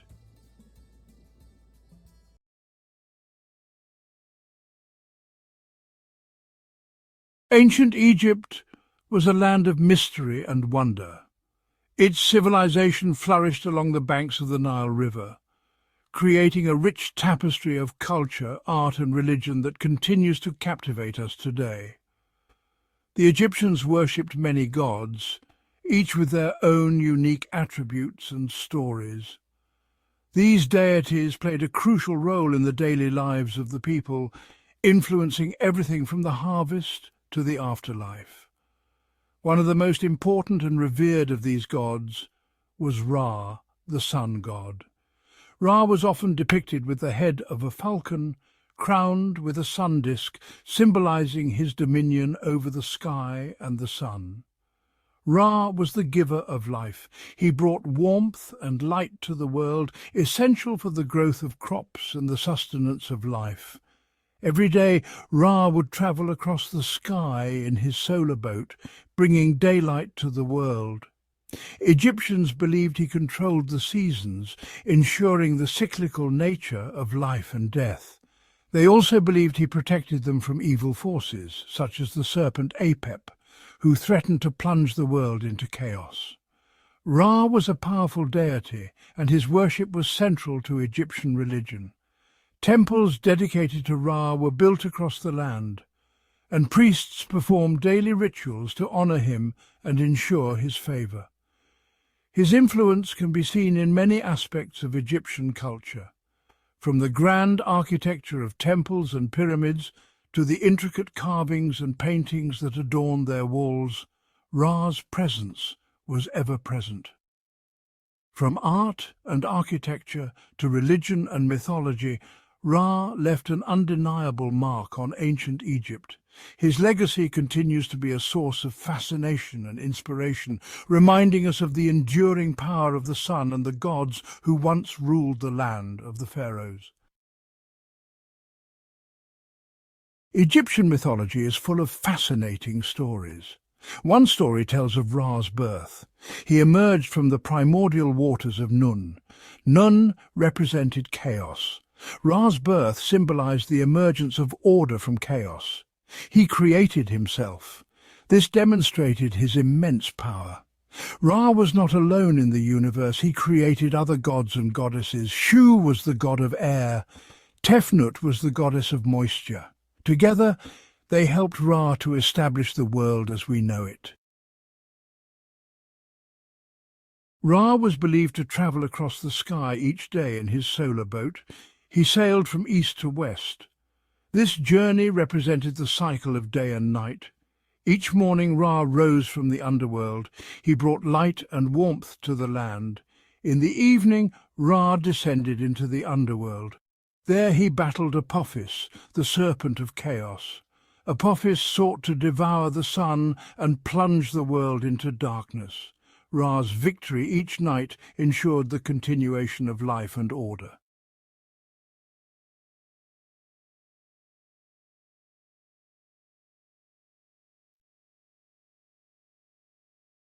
Ra possessed a powerful weapon, the Eye of Ra. This was a powerful symbol in Egyptian mythology. It represented Ra's immense power and protection. The Eye of Ra could unleash devastating destruction upon Ra's enemies. The Eye of Ra was also associated with goddesses like Sekhmet and Bastet.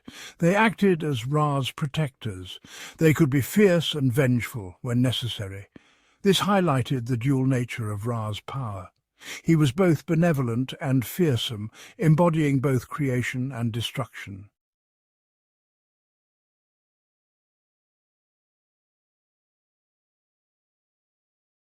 Ra was more than just a sun god. He was also considered the king of the gods. He was responsible for maintaining order and justice. The pharaohs of Egypt were believed to be Ra's representatives on earth. They derived their authority from him. Ra's reign brought prosperity to Egypt. He provided sunlight for the crops. He ensured the annual flooding of the Nile River. This was essential for agriculture. Ra's rule was seen as a time of peace and abundance.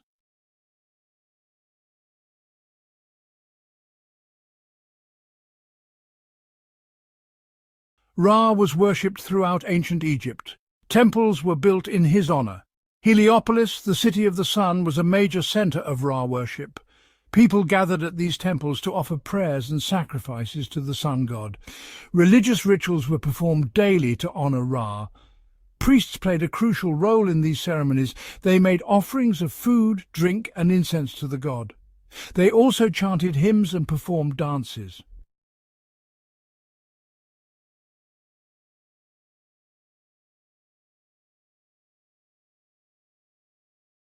The ancient Egyptians used many symbols to represent Ra. The most common was the sun disk. It was often depicted with rays of light emanating from it. This symbolized Ra's life-giving energy. Obelisks, tall four-sided pillars, were also associated with Ra. They were often erected in pairs at the entrances to temples. The phoenix, a mythical bird that rose from its own ashes, was another symbol of Ra. It represented rebirth and renewal.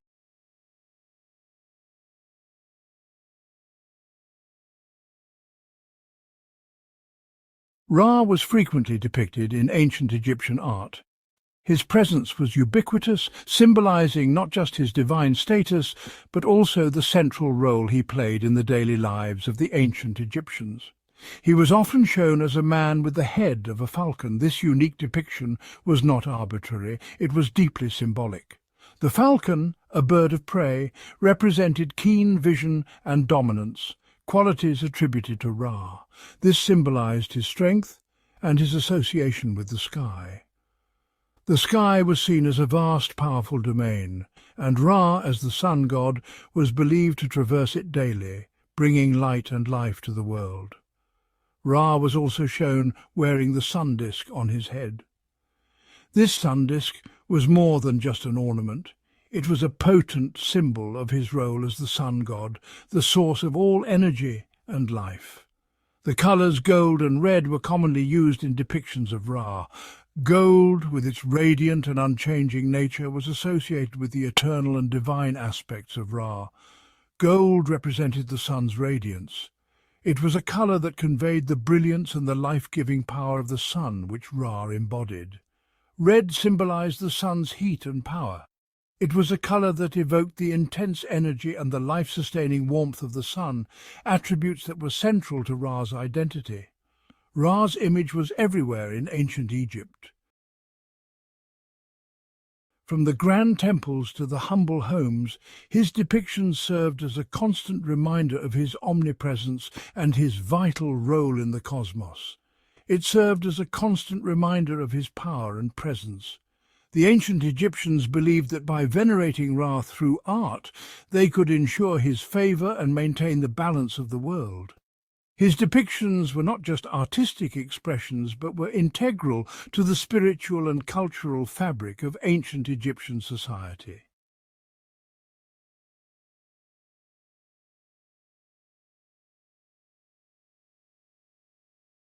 Ra's influence on ancient Egyptian culture was profound. His worship shaped religious beliefs and practices for centuries. The pharaohs based their authority on their connection to Ra. Egyptian art and architecture were filled with symbols of the sun god.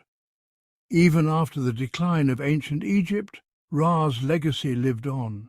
His story continued to fascinate people. He became a subject of study for scholars and historians. His image appeared in literature, art, and popular culture.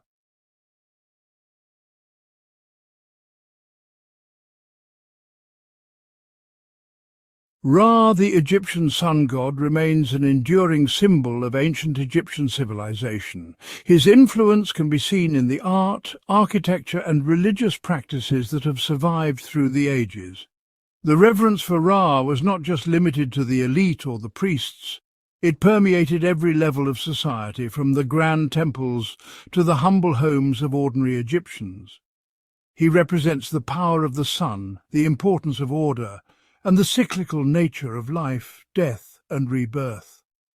The sun's daily journey across the sky was a powerful metaphor for the cycle of life, a reminder that each day brought new opportunities and challenges. Ra's presence in the sky was a constant source of inspiration and hope for the people, reinforcing the idea that light would always triumph over darkness. His story continues to captivate us.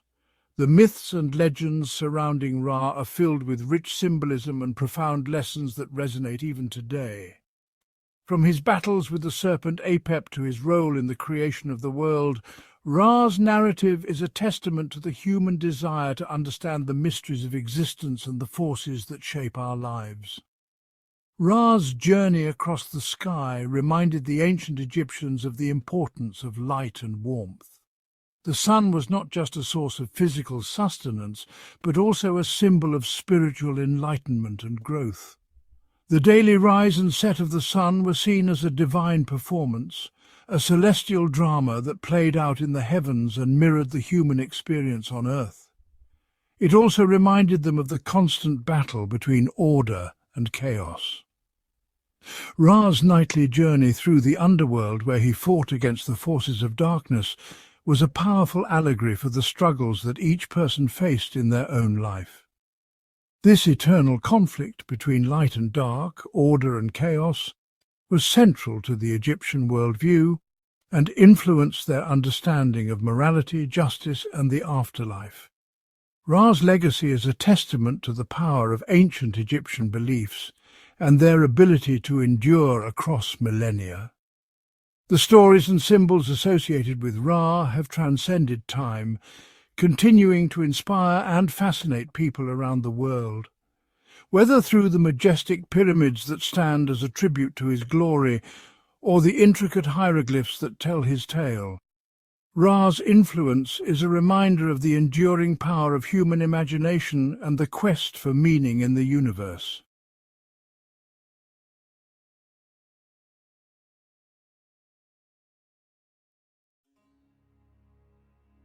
Few figures in history command the awe and intrigue of Alexander the Great. His name echoes through the annals of time, a symbol of unparalleled ambition and military genius. This Macedonian king, born in 356 BC, conquered vast swathes of the ancient world, creating an empire that stretched from Greece to Egypt and into the heart of Asia. His campaigns were marked by strategic brilliance and relentless determination, leaving an indelible mark on the course of Western civilization. His influence extended beyond the battlefield, shaping the cultural and intellectual landscape of the regions he conquered. Yet the final resting place of this legendary conqueror remains one of history's most enduring mysteries. Despite numerous accounts and theories, the exact location of Alexander's tomb has eluded discovery for over 2 millennia. The search for Alexander's tomb has captivated historians, archaeologists and treasure hunters for centuries, each driven by the hope of uncovering one of the greatest archaeological finds of all time, fueled by tantalizing clues and a profound desire to uncover the secrets buried within. Ancient texts and historical records provide hints, but none have led to a definitive discovery. The significance of finding Alexander's tomb extends far beyond the recovery of lost treasure or the confirmation of historical records. It represents a bridge to the past, a direct link to one of history's most influential figures.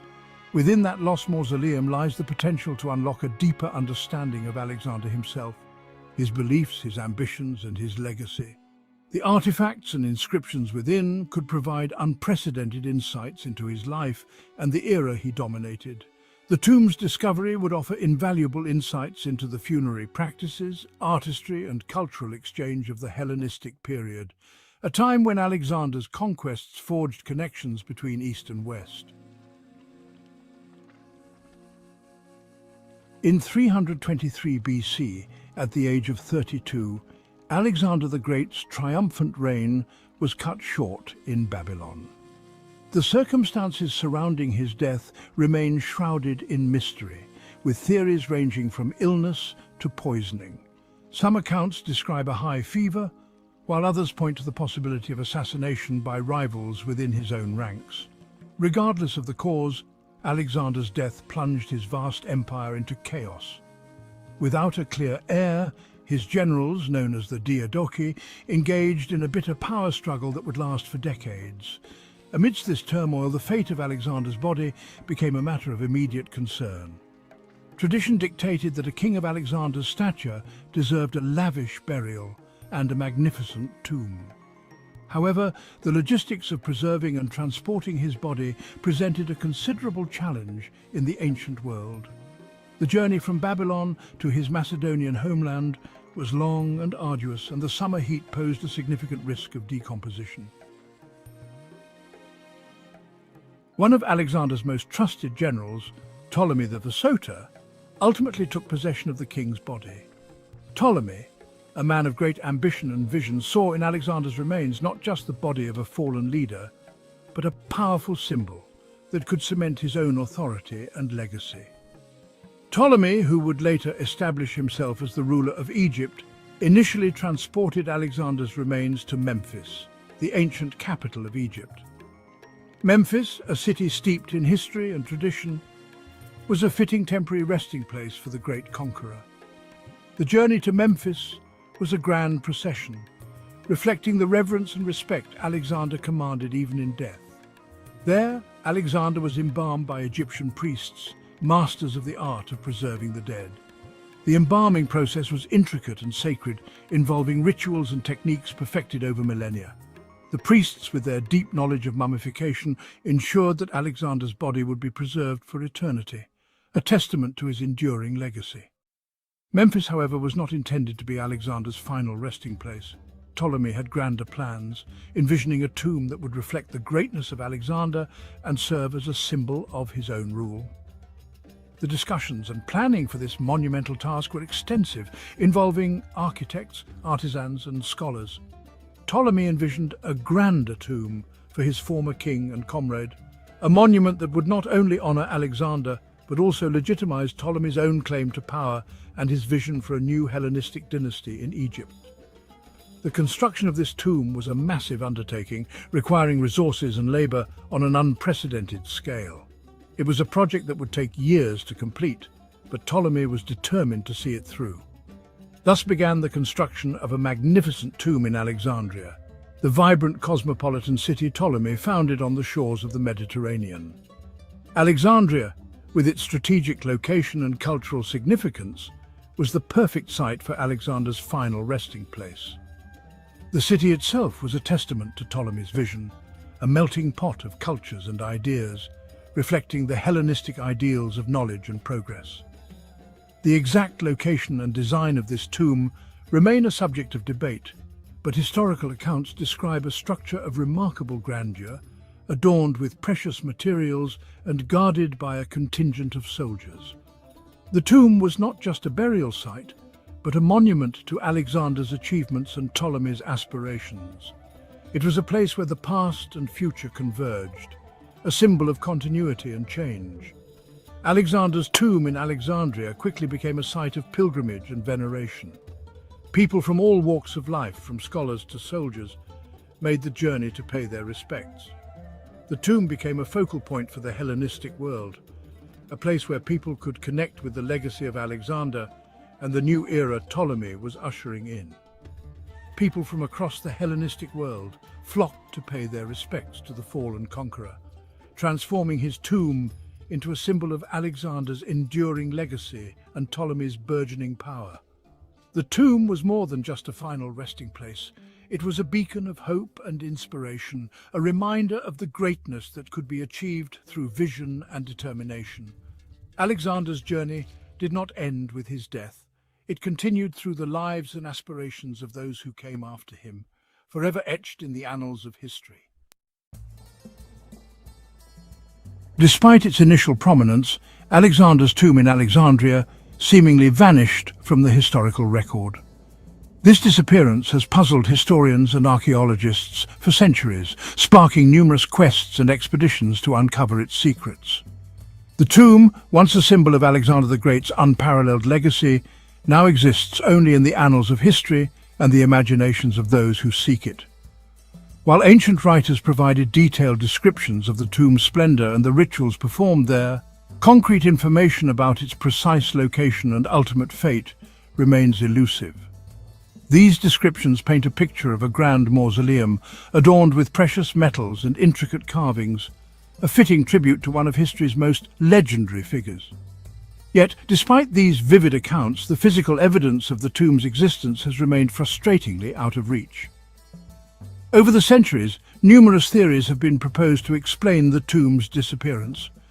Scholars have pored over ancient texts, debated the reliability of historical accounts, and examined every clue with meticulous care. Some suggest that the tomb was hidden deliberately to protect it from grave robbers, while others believe it was simply forgotten as the city of Alexandria evolved and expanded. Some historians believe that the tomb was destroyed during periods of unrest and upheaval that plagued Alexandria throughout its history.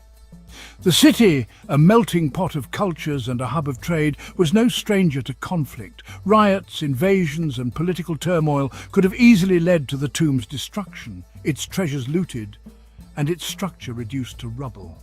Earthquakes, fires, and the destructive fury of various conquerors all left their mark on the city, potentially obliterating Alexander's tomb in the process.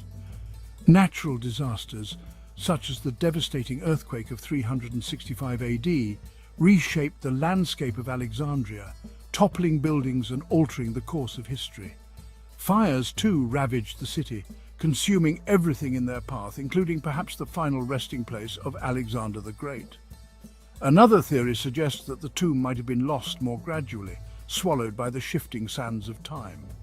As centuries passed, the once majestic structure could have been buried beneath layers of sand and debris, hidden from view and forgotten by the world.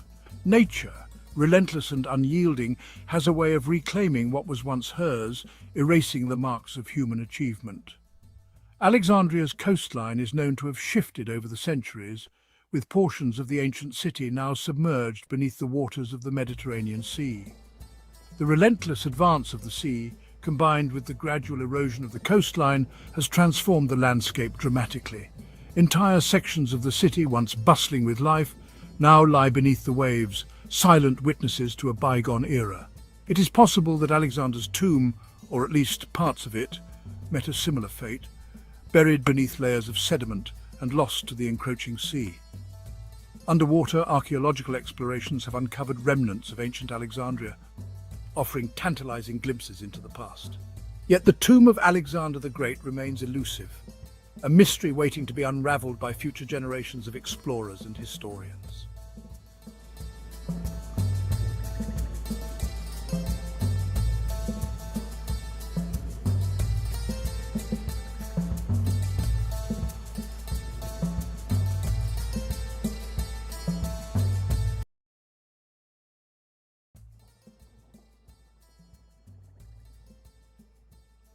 The Nile, a river that flows north, bringing life to a desert. For thousands of years it shaped Egypt, its floods both awe-inspiring and essential. From fertile delta to arid desert, the Nile is a lifeline.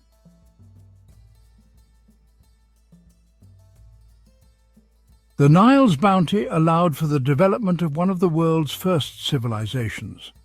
Ancient Egypt, a land of pharaohs, pyramids, and powerful gods, emerged from the fertile banks of this mighty river.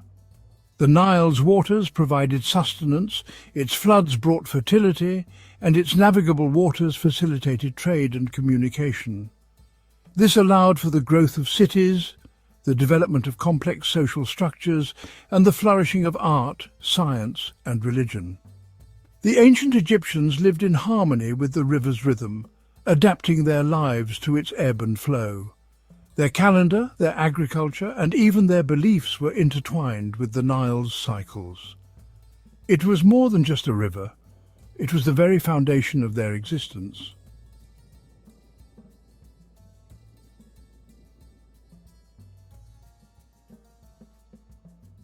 To the ancient Egyptians, the Nile was not merely a river, it was a divine entity, a god whose benevolence sustained their very existence. They called him Hapi, the god of the annual flood, depicted as a benevolent figure with a large belly and pendulous breasts, symbolizing fertility and abundance. Temples were erected in his honor, and elaborate rituals were performed to appease him and ensure the timely arrival of the annual flood. Offerings of food, flowers, and precious metals were made, and hymns were sung praising his life-giving waters. The pharaoh, considered the divine ruler and intermediary between the gods and the people, played a crucial role in these rituals. His connection to the divine was believed to influence the Nile's favor, ensuring the prosperity of the land and its people. The Nile's annual flood cycle dictated life in ancient Egypt. It marked the start of the agricultural year. Egyptians created a calendar based on its 3 seasons. Akhet, the inundation season, was a time of celebration. The Nile's silt renewed the land's vitality.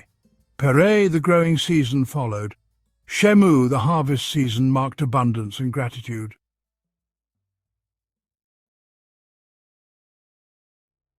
The cultural significance of the Nile is deeply etched into the very fabric of ancient Egyptian civilization. It is evident in their art, their architecture, and their beliefs. Tomb paintings depict scenes of life along the riverbanks, showcasing the abundance it brought. Monumental architecture, such as the pyramids and temples, were often aligned with the Nile's flow, further emphasizing its centrality in their worldview. The orientation of these structures suggests a deep reverence for the river's journey from south to north, mirroring the sun's path across the sky. The Nile's influence extended even to the afterlife. The Egyptians believed that the soul, after death, journeyed westward across the Nile, mirroring the sun's journey into the underworld. This belief is reflected in the layout of tombs and the placement of funerary goods. The ancient Egyptians wove intricate myths to explain the Nile's floods. One such myth tells of Isis and her beloved Osiris. Osiris, murdered by his brother Set, was dismembered. Isis searched tirelessly for his remains. Her tears overflowed the Nile, causing the annual flood. Each year her tears replenished the land, bringing life to Egypt.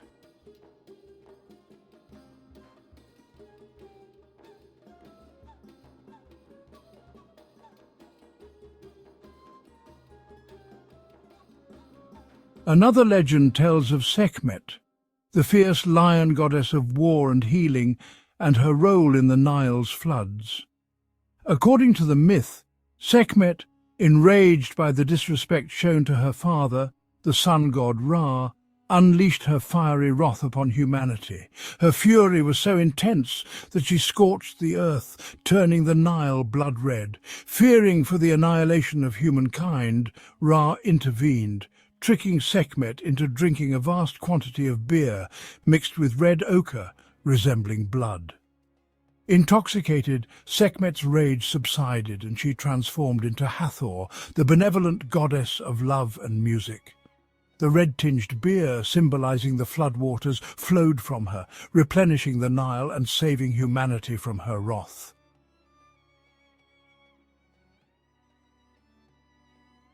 The Nile's significance transcended the earthly realm, playing a crucial role in the Egyptian afterlife beliefs.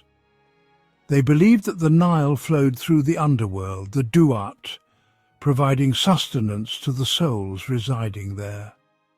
The deceased, embarking on their perilous journey through the underworld, relied on the Nile's waters for sustenance and guidance.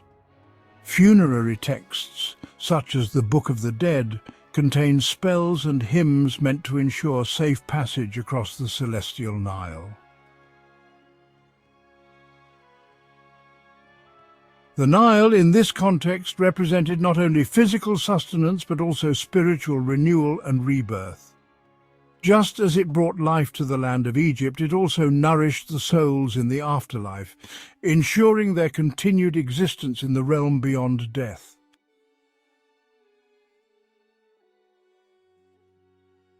The lifeblood of ancient Egypt, the Nile's annual flood, was a spectacle as predictable as the rising sun. Every year, like clockwork, the river would swell, engulfing its banks and transforming the arid landscape into a fertile expanse of water. This inundation, far from being feared, was eagerly anticipated. The ancient Egyptians, with their keen sense of observation, had developed a deep understanding of the river's rhythm. They knew that the flood, though appearing destructive, was the source of their prosperity. The floodwaters, originating from the heavy rains in the Ethiopian highlands, would arrive in Egypt around June, reaching their peak in September. As the waters receded, They left behind a rich deposit of silt, a fertile layer of sediment that acted as a natural fertilizer.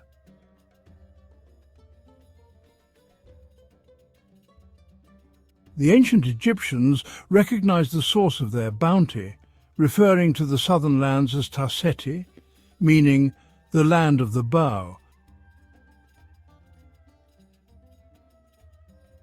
They understood that the floods were a gift from these distant lands. Expeditions were sent south to explore the river's origins, seeking to understand the forces that governed its flow. These journeys, though fraught with peril, provided valuable knowledge about the Nile's tributaries and the annual rainfall patterns that dictated the flood's intensity. The Egyptians developed sophisticated systems to measure the Nile's rise and fall, constructing nilometers, graduated stone structures placed within the river or nearby wells.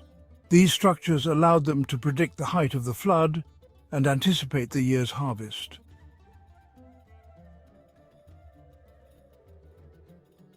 The Nile's annual flood cycle, predictable and life-giving, shaped the rhythm of life in ancient Egypt.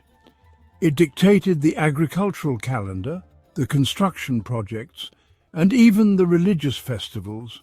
During the inundation, when the fields were submerged, farmers would engage in other activities, like repairing their tools, tending to their livestock, or working on construction projects for the pharaoh.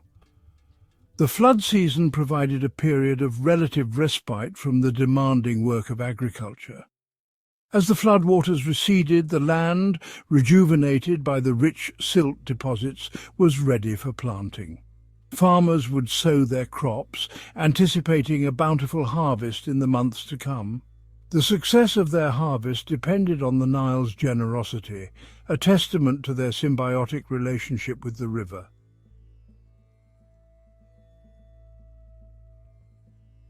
The lifeblood of ancient Egypt's agriculture was not just the Nile's water, but the rich, fertile silt it deposited with each annual flood. This black, nutrient-rich sediment, carried from the highlands of Ethiopia, held the key to the civilization's agricultural success. Unlike the alluvial soils of other river valleys, which often required years of cultivation to become fertile, the Nile's silt was immediately productive. As the floodwaters receded, they left behind a layer of this fertile sediment ready to nourish a variety of crops.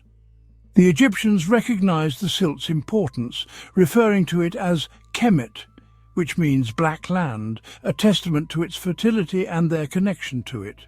This black soil stood in stark contrast to the Deshret, the red land of the surrounding desert, highlighting its life-giving properties.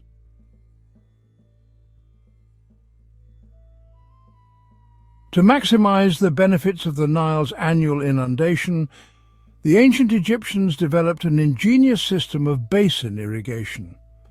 This method involved dividing the land into a series of rectangular basins, surrounded by earthen dikes, to capture and hold the floodwaters. As the Nile rose, water would be channeled into these basins through a network of canals, carefully controlled to ensure even distribution. The floodwaters, laden with silt, would be allowed to sit in these basins for several weeks, saturating the soil and depositing their fertile load. Once the floodwaters receded, the basins, now filled with moist, fertile soil, were ready for planting. Farmers would sow a variety of crops, including barley, wheat, flax, and vegetables, taking advantage of the naturally irrigated and fertilized land.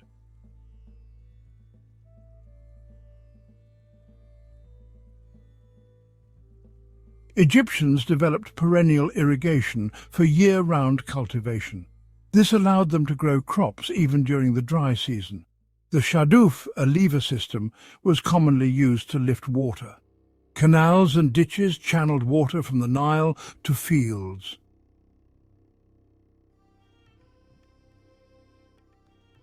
These ingenious irrigation techniques, coupled with the fertile Nile silt, allowed the ancient Egyptians to cultivate a diverse range of crops, sustaining a large population and contributing to the civilization's prosperity. The staple crops of ancient Egypt were barley and wheat, used to make bread, beer and porridge. Flax, another important crop, was used to produce linen, a valuable textile for clothing and other purposes. Vegetables such as onions, garlic, lentils and lettuce added variety to their diet. The Egyptians also cultivated a variety of fruits, including grapes, figs, dates and pomegranates, which provided essential vitamins and sweetness. These fruits, often depicted in tomb paintings and offerings to the gods, were highly valued and considered symbols of abundance and prosperity.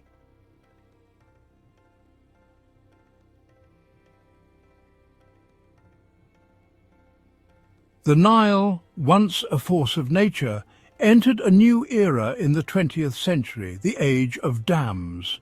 The Aswan High Dam, completed in 1970, altered the river's natural flood cycle.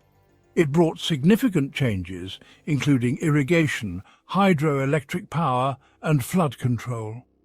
However, the dam's construction came at a cost. The silt now trapped no longer replenished farmlands downstream.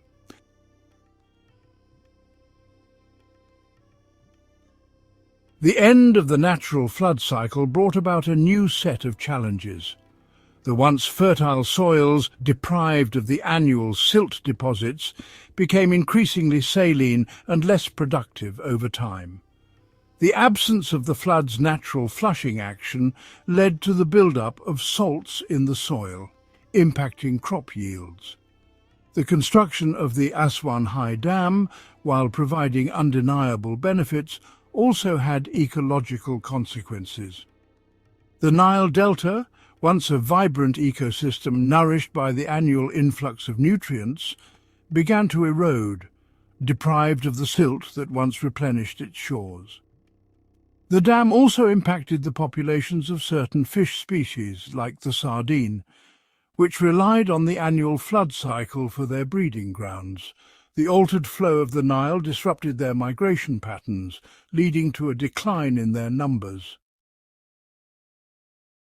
The Nile, the river that gave birth to Egyptian civilization, continues to flow, a silent witness to time's passage. Its legacy is etched into the soul of Egypt. The ancient Egyptians' reverence and ingenious methods inspire awe. The Nile's story reminds us of nature's power and our responsibility.